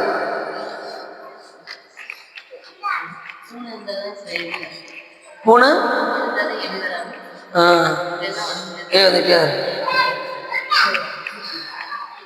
தேனை ஆடையால் வடித்து காய்ச்சினால் சுத்தி. தேனில் ஆடையை வடித்து காய்ச்சினால்தான் அது சுத்தியாம், இல்லைன்னா சுத்தி கிடையாதான். உப்பை தண்ணீரில் வார்த்து கழுவி காய்ச்சினால் சுத்தி. உப்பை தண்ணீரில் வார்த்து கழுவி அதை காய்ச்சணும், அப்படின்னா தான் அது உப்பு சுத்தி. நாங்கள் கடையில் எவ்வளோங்க 10 ரூபா கொடுங்க அப்படி டக்கு கோபம் போட்டு ஒரு வெள்ளி போட்டு அப்படின்னு போட்டுறோம். அது நம்ம அனுஷ்டானம் வாங்குறவங்களாம் என்ன செய்யணும், அஸ்திராயப்பட்டு மந்திரத்தை சொல்லி என்ன செய்யுங்க, எது செஞ்சாலும் அஸ்திராயப்பட்டு மந்திரத்தை சொல்லி நீங்கள் சமைக்கணும். ஏன்னா நீங்கள் அந்த அதிகாரம் உங்களுக்கு சாமி அஸ்திராயப்பட்டு மந்திரத்தை சொல்லிட்டோம்னா அஸ்திர தேவர்கள்லாம் உங்களுக்கு வந்து சுட்டி பட்டி கொடுத்துட்டு போயிடுவாங்க. அந்த அதிகாரம் சாமி உங்களுக்கு கொடுத்துருக்காரு. குருநாதர் உங்களுக்கு பேர்பட்ட மந்திரத்தை கொடுத்துருக்கு. ஓம் அஸ்திராயப்பட்டு சொல்லிட்டீங்க, பூமி சுற்றி ஆயிரும். நீங்கள் எந்த இடத்துல இருக்கீங்களோ அஸ்திராயப்பட்டு சொல்லிட்டீங்கன்னா அந்த அஸ்திரதேவன் வந்து உங்களுக்கு சுட்டிப்படுத்தி போயிடுவாங்க. சாப்பாடை சொல்லிட்டீங்கன்னா இப்போ சாப்பாடு சுற்றி ஆயிரும். நீங்கள் வாட்டி நிம்மதியாக சிவாய நம்ம அப்படின்னு சொல்லி என்ன செஞ்சிடலாம், சிவார்ப்பணம் சொல்லி சாப்பிடணும். ஏன்னா சுத்தியாக இருந்தால் தான் சாமிக்கு போய் சேரும். அப்போ அஸ்திராயப்பட்டு சுற்றி ஆயிரும். அதுக்கப்புறம் நீங்கள் சாப்பிட்டீங்கன்னா சாமிக்கு உணவாக போயிடும். சிவார்ப்பணம் சொல்லி சாப்பிடும்போது சாமிக்கு உணவாக அங்கே செல்லும். அடுத்து சொல்றாரு, கோசலம் கோமயம் திருநீர் சுத்தலத்து புற்றுமண் குளிர்ந்த திருமஞ்சனம் இவைகளால் சிவலிங்கத்தை சுற்றி வரும்போது கோசலம் கோமயம் என்ன திருநீர் சுத்த ஜலம் புற்றுமண் குளிர்ந்த திருமஞ்சனம் இவைகளால் சிவலிங்கத்தை என்ன செய்யணுமா, ஏற்கனவே நம்ம திருமஞ்சன குடத்துல குளிர்ந்த நீர் தான் வச்சிருப்போம். அதோடு சேர்ந்து திருநீர் எல்லாம் போட்டு கடைசி அந்த ஒவ்வொரு அபிஷேகம் பண்ணும்போதும் சாமியை தேய்க்கிறோம் பார்த்தீங்களா, அந்த திருநீரை வச்சு நம்ம சாமியை தேய்க்கிறோம் பார்த்தீங்களா, இது செஞ்சால் தான் சிவலிங்கத்தை சுத்தி ஆகுமா, இல்லைன்னா சுத்தி ஆகாது. புரியுதா உங்களுக்கு? இப்போ சிவபூஜை எடுத்தவங்களும் நல்லா தெரியும். ஏன்னா சாமியை வந்து ஒவ்வொரு அங்கமாக சாமியை வழிபாடு பண்ணாங்க. ஒவ்வொரு நிலையிலையும் அதில் சாமியை உள்ளே வர வச்சு 5 திருமுகத்தை அங்கே எழுத்தல் பண்ணி அதில் சுத்த சிவத்தை கொண்டு வந்து உச்சி முகம் எப்படி இருக்கும், தத்புருஷ முகம் எப்படி இருக்கும், 5 முகத்துக்கும் 5 வர்ணங்களை இணைந்து வழிபாடு செய்வார்கள் சிவபூஜை அடியார். தெல்ல தெரிந்தாருக்கு ஜீவனே சிவலிங்கமாக ஆகும். அவர் ஒருத்தர்களுக்கு தான் ஜீவன் சிவன். ஏன்னா அவங்க அகப்பூஜை செய்யும்போது ஜீவன் தான் அங்கே சிவலிங்கமாக இருக்கும். அகப்பூஜை செய்யும்போது இப்போ நீங்களும் பண்ணலாம். அந்த அதிகாரத்தை பெற்றுக்கொண்டு நீங்களும் அந்த பூஜையை செய்யலாம். அப்ப இது சாமானிய சுத்தி. ஆகாசமளவாக வளர்ந்த வில்வபத்திரத்தின் சாற்றினால் சிவலிங்கத்தை அபிஷேகம் செய்தால் பிராய்ச்சத்தில் அதற்கு விசேட சுத்தியாகும். சாமியை சிவலிங்கத்தை அந்த வில்வத்துடைய சாரை எடுத்து அபிஷேகம் செஞ்சால் ரொம்ப சுத்தியாகும் சாமிக்கு. வில்வ இலையினுடைய சாறு, வில்வ இலையின் சாரை வச்சு அபிஷேகம் செய்வது, வில்வ இலையை வச்சு அபிஷேகம் செய்வது, வில்வ பழத்தினுடைய வில்வ பழருக்கு வந்து வில்வ பழத்தை தேனில் குழப்பி சாமிக்கு அபிஷேகம் செஞ்சால் ஒரு அஸ்வமேத யாகம் செய்த பலன் கிடைக்கும். அதே இது 100 தடவை நீங்கள் அபிஷேகம் பண்ணி வச்சுக்கோங்க, இந்திரனா போய் பரப்பீங்க. ஆனால் நீங்கள் அதுக்கு ஆசைப்படக்கூடாது. அப்போ ஒரு 100 தடவை பண்ணியாச்சுன்னா இந்த நான் போய் பார்த்துடலாம். கண்டிப்பாக எனக்கு பிறக்க வச்சுருவார் சாமி. நீங்கள் 100 விஷயம் பண்ணிட்டீங்கன்னு வச்சுக்கோங்களேன், சாமி உங்களை இந்திரனா போய் பிறக்க வச்சுருவாரு. ஆனால் நாம் அந்த விருப்பம் நமக்கு இருக்கக்கூடாது. அடியாரலாக இருக்கக்கூடிய நமக்கு சிவபெருமான் திருவடியை தவிர, அவங்க மேலே அன்பை தவிர இந்த உலகத்தில் நாம் எதையுமே கேட்கக்கூடாது. புரந்தரன் கொல்லேன் புரந்தரன் மால் அயன் வாழ்வு குடிகடினும் நல்லேன் எனது அடியாரோடு அல்லால் ரகம் புகினும் எல்லேன் எனது திருவருளாலே இருக்க பெறும் இறைவா உள்ளேன் பிறதையும் உன்னையல்லாது எங்கள் உத்தமனே அப்படிங்கிறாரு மாணிக்காசு. அவங்களும் கூப்பிடுவாங்களாம். பிரம்மா வந்து கூப்பிடுவாரான், எங்கள் லோகத்துக்கு வாங்க, கம்முன்னு இருக்கலாம் அப்படின்னு வரான். அப்படியா சத்தியலோகமா இந்த வந்துட்டேன் அப்படின்னு நினைச்சக்கூடாது. விஷ்ணு கூப்பிடுவாரு, நீங்கள் அடியாரா இருக்கீங்க, எங்கள் லோகத்துக்கு வாங்க, நீங்கள் வந்தால் எங்கள் லோகமே நல்லா இருக்கும் வாங்க அப்படின்னு கூப்பிட்டா என்ன செய்யக்கூடாது. வைகுண்டமா இந்த வந்துட்டேன், அது சொர்க்கவாசலாம் திறக்குமாவே அப்படின்னு எது செஞ்சிடக்கூடாது. கொல்லேன் புரந்தரன் மால் அயன் வாழ்வு குடிகடினும் நல்லேன் அடியாரோடு அல்லா நரகம் இருந்தால் நம்ம யாரோட இருக்கணும், அடியாரோட தான் இருக்கணும். திருவருளாலே இருக்கும் இறைவா உள்ளேன் பிறதையும் உன்னையல்லாது எங்கள் உத்தமனை மற்றதையும் கனவிலும் நினையாது. வேறு எந்த சாமியும் நான் கனவுல கூட நினை செய்ய மாட்டேன். சிவபெருமானை தவிர கனவிலும் பிறதையும் நினையாது நிலைக்கு நம்ம வளரணும். எதை பார்த்தாலும் சிவமாக நினைக்கிற அந்த தன்மை நமக்கு வரணும். இப்போ குலதெய்வங்களுக்குலாம் எல்லாம் போனீங்களா? சிவராத்திரிக்கு போனீங்க, அங்கே போய் என்ன பார்த்தீங்க? சிவபெருமானை பார்க்கணும். அவ்வளோதான். அதுக்கு நீ குலதெய்வத்தை பார்த்தாலும் எப்படி பார்க்கணும்? சிவபெருமானை அப்படிதானே பார்த்தீங்க? பார்த்துட்டீங்களா? சரி, அப்படியா? சிவபெருமானே தெரிஞ்சுக்க பார்த்தீங்களா? குலதெய்வத்தோட சிவபெருமான் தெரிஞ்சுக்க. பார்த்தீங்களா? சிறப்பு சிறப்பு.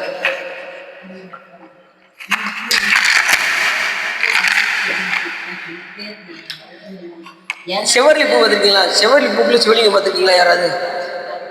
யாராவது காமிச்சேன், நிறைய பேர் பார்த்துருப்பீங்க. அதில் பொன்னி இடத்துல சாமி இருப்பேன் பார்த்துருக்கீங்களா? பார்த்தது இல்லையா?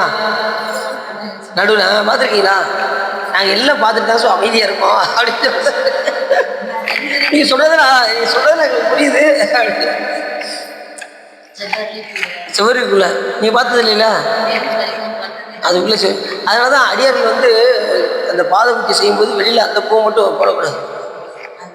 சிவலிங்கம், ஆமாம் சிவலிங்கம் உள்ளே இருக்குது. இந்த இதுக்குள்ளே இப்போ உங்கள் முடிஞ்ச உங்களை எடுத்து காமிக்கிறேன். இதுக்குள்ளே நடுவில் இருக்குது. மற்ற பூ போட்டுக்கலாம், இந்த பூ மட்டும் இந்த தண்ணியில் போடக்கூடாது. ஆமாம், இதுக்குள்ளே நடுவில் இருக்குது சென்ட்ரல்.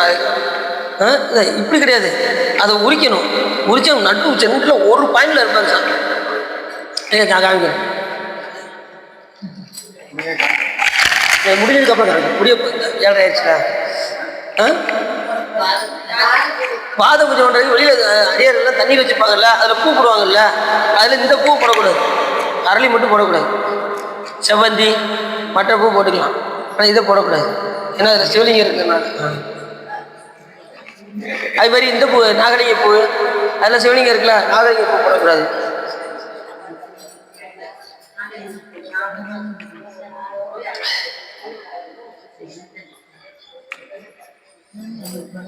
அப்ப சாமி வந்து வில்லுபத்திரத்தினால நாம் அர்ச்சித்தா அதை அந்த சாற்றினால் அபிஷேகம் செய்தால் அவ்வளவு சிறப்பு. ஒரு சிவலிங்கத்துக்கு அர்ச்சனை செய்யும் போது ஒரு வில்வத்தால் எடுத்து பெருமானை அர்ச்சித்தால் ஒரு ஜென்மத்தினுடைய வினைப்பயன் நீங்க ஒரு வில்வபத்திரம். நீங்கள் 10 சாத்திரீங்க, 10 ஜென்மா உங்களுக்கு கட்டாயம். எத்தனை வில்வம் சாத்திரீங்களோ அத்தனை பிறவிகளும் உங்களுக்கு குறைந்து கொண்டே வரும். ஆனால் நமக்கு பிறவி எத்தனை தெரியுமா உங்களுக்கு? எண்ணில்லாத பிறவி, என்னவே முடியாத அளவுக்கு எத்தனையோ மூட கிடக்காங்க.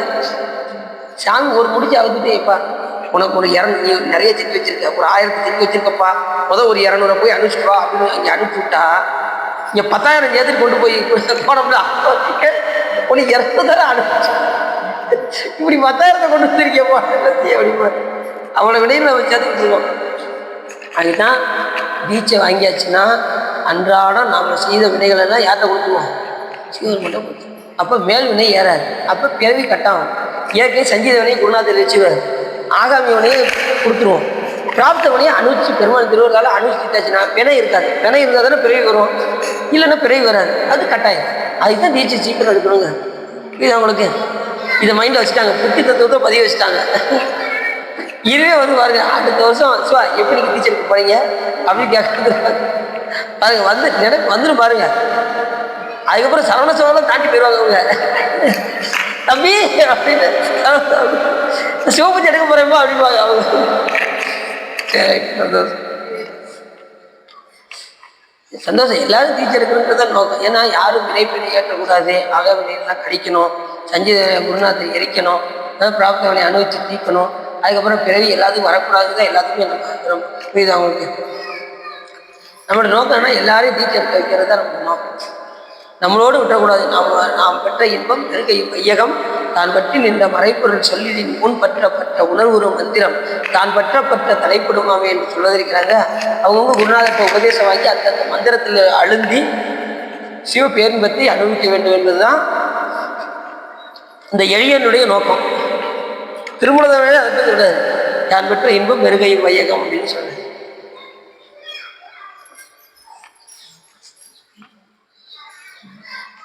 இப்பதான் ஒரு முக்கியமான இடத்துக்கு வரோம் நம்ம.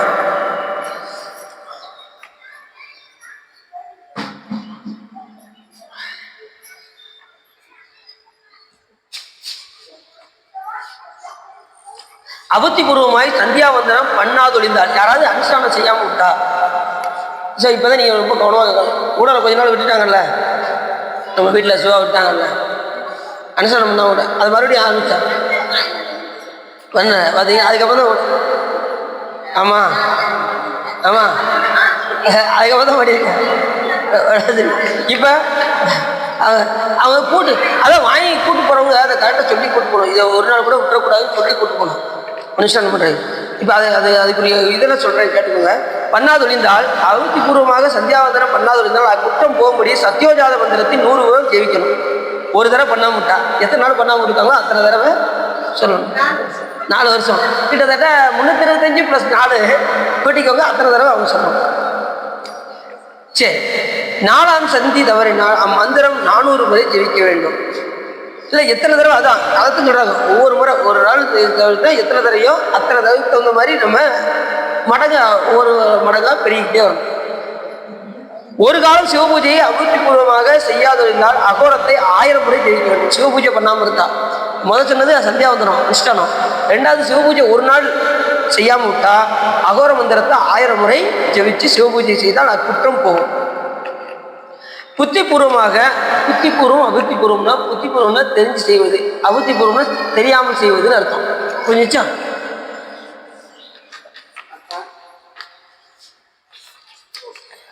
ஒரு காலம் பூசை பண்ணாது ஒழிந்தால் உபவாசியாக இருந்து எதனால புத்திபூர்வமாக தெரிஞ்சே சிவபூஜை பண்ணாது இருந்தால் முதல் சொன்னது தெரியாமல் சொன்னது. இப்போ வந்து தெரிஞ்சே பூஜை செய்யாமல் விட்டா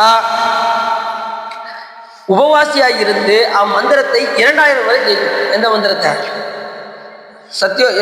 அகோர மந்திரத்தை 1000 தடவை சொன்ன பார்த்தீங்கன்னா இது 2000 முறை ஜெயிக்கணும். அதுவும் எப்படி ஜெயிக்கணும்? உபவாசம் இருந்து ஜெயிக்கணும், சாப்பிடாம இருந்து ஜெயிக்கணும். அதுதான் சிறப்பு. அடி எதுக்கு அதுக்கெல்லாம் போவானே, காலைல எந்திரிச்சதுமே பெரும்பலர் காலை மூழ்கி புத்தருக்கு பக்தராகி அரும்படும் மலர்கள் கொண்ட ஆங்கு ஆர்வத்தை உள்ளே வைத்து பெருமினல் விளக்குதூபம் விதியினால் இடவல்லாருக்கு கருமினல் கட்டி போல்வார் கடவுள் இறக்கினாரே அப்படின்னு சாமியை எந்திரிச்சு பூஜை பண்ண வேண்டியதானே. காலை எந்திரிக்கவுமே எந்த யோசனையோடு எந்திரிக்கணும்? பூசை பூசை பூசை பூசை பூசைன்னு பெரியதான் எந்திரிக்கணும். இரவு உறங்கும் போது காலையில் எந்திரிக்கணும், சீக்கிரம் எந்திரிக்கிறோம், இறைவா சீக்கிரம் எந்திரிக்கணும், இறைவான்னு சொல்லிகிட்டே உறங்கணும். செல்போனை பார்த்துக்கிட்டே செல்போனை பார்த்துட்டு டம்னு விட்டுவாங்க. சில பேர் உழைச்சிக்கிட்டே பார்த்தீங்களா 12-1 மணி வரைக்கும் உழைச்சிக்கிட்டே பார்க்குறது. மூஞ்சில் 2 அடி அடித்ததுக்கப்புறம் தான் ஒரு முறை வந்து சில அப்படி உறங்குறாங்க. நிறைய வீட்டில் இது நடக்குது. அன்னைக்கு ஒரு வீட்டில் இப்படி பார்த்துக்கிட்டே இருக்காங்க. நான் அடி எல்லாம் நாங்கள் பக்கத்தில் உட்காந்து பேசிக்கிட்டு இருக்கோம். இவங்க உட்காந்து செல்போனை பார்த்துக்கிட்டே இருந்தாங்க. அங்கே மூஞ்சி அவ்வளோ உறங்குறாங்க. அதோட நல்லா தெரிஞ்சுக்கோங்க, வழிபாட்டில் உள்ளவங்க நம்ம காலகாலத்தில் என்ன செஞ்சிடணும்? செல்போனை தூக்கி ஓரமாக வச்சிடணும். நல்லா தெரியும். அதாவது 2வது அந்த கதிர் அலைகள் பார்த்தீங்களா, கொஞ்சம் தூரம் தள்ளி தான் வைக்கணுமா. நம்ம பக்கத்தில் கூட வைக்கக்கூடாது. செல்போனை தள்ளி வச்சுட்டு நீங்கள் வாட்டி நினைச்சிங்க நிம்மதியாக உறங்க. அலாரம் மட்டும் வச்சுக்கோங்க காலையில் எந்திக்கிறதுக்கு. சில பேர் அலாரம் அடித்தாலும் எந்திரிச்சிக்க மாட்டாங்க. சில பேர் அப்படின்னு ஆரம்பத்தில் முதல்ல கொஞ்சம் சோம்பேறி தான். அதுக்கப்புறம் தான் சாமி கொஞ்சம் மாற்றினேன். அப்போ வந்து நம்ம என்னென்னா, அப்போ நீச்சல் வாங்கலை. நீச்சல் வாங்குறதுக்கு முன்னாடி வெள்ளத்தை எந்திக்கிறதுக்கு வேலைக்கு போகணும். 5 மணிக்கு வைக்கிறதுக்கு 6 மணிக்கு வேலைக்கு போகணும். 5 மணிக்கு வைக்கிறது அலாரம் அடிக்கும். அப்போ இந்த செல்லு 5 மணிக்கு வைக்கிறது அடித்ததும் எதிர்ப்போமா 5:05 5:10 5:15 கடைசி 5:45 அடப்படப்படம் இருந்துச்சு. நிறைய பேர் அப்படிதான் நடக்கும். இப்போ தீச்சு எடுத்தாச்சுன்னா இந்த மாதிரி வருமா? ஆக எந்திரிச்சு புஷ பண்ணணும் அப்படிங்கிற உணர்வோடு என்ன செஞ்சிருவான். 5 மணிக்கு அலாரம் வச்சா 5 மணிக்கு நான் எந்திரிச்சு உடனே குளிச்சுட்டு பூவை பறிக்க செய்ய. ஏன்னா அதுலேயே உங்களுக்கு 1/2 மணி நேரத்துக்கு மேலே ஆயிரும். அப்புறம் பூசையில் உட்காந்து நீங்கள் பூஜை பண்ணுறதுக்கு ஒரு 1 மணி நேரம், கிட்டத்தட்ட 1.5 மணி நேரம் உங்களுக்கு தேவைப்படும் குறைஞ்சது. அடியன் மட்டும் அவ்வளோதான் பண்ணுறேன், மற்றவங்களும் நிறையா தானே பண்ணுறேன்.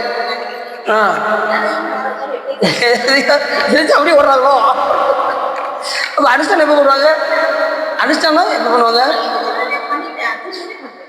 பண்ணிட்டு அப்படி பண்ணுறாங்க. அண்ணன் கொஞ்சம் முன்னப்படி இருந்துச்சா கூட கொஞ்சம் நேரம் சாமியை சிந்தனை பண்ணலாம்ல. மந்திரம் அது மந்திரமும் கொஞ்சம் நிதானம் சொல்லிக்கலாம். கொஞ்சம் முன்னப்படி வந்து விளக்கத்தில் வச்சுட்டிங்கன்னா மந்திரம் நிதானம் பண்ணலாம். இப்போ நீங்கள் அவசரமாக எதிர்த்து நீங்கள் பூஜை பண்ணீங்கன்னு நினச்சிங்க.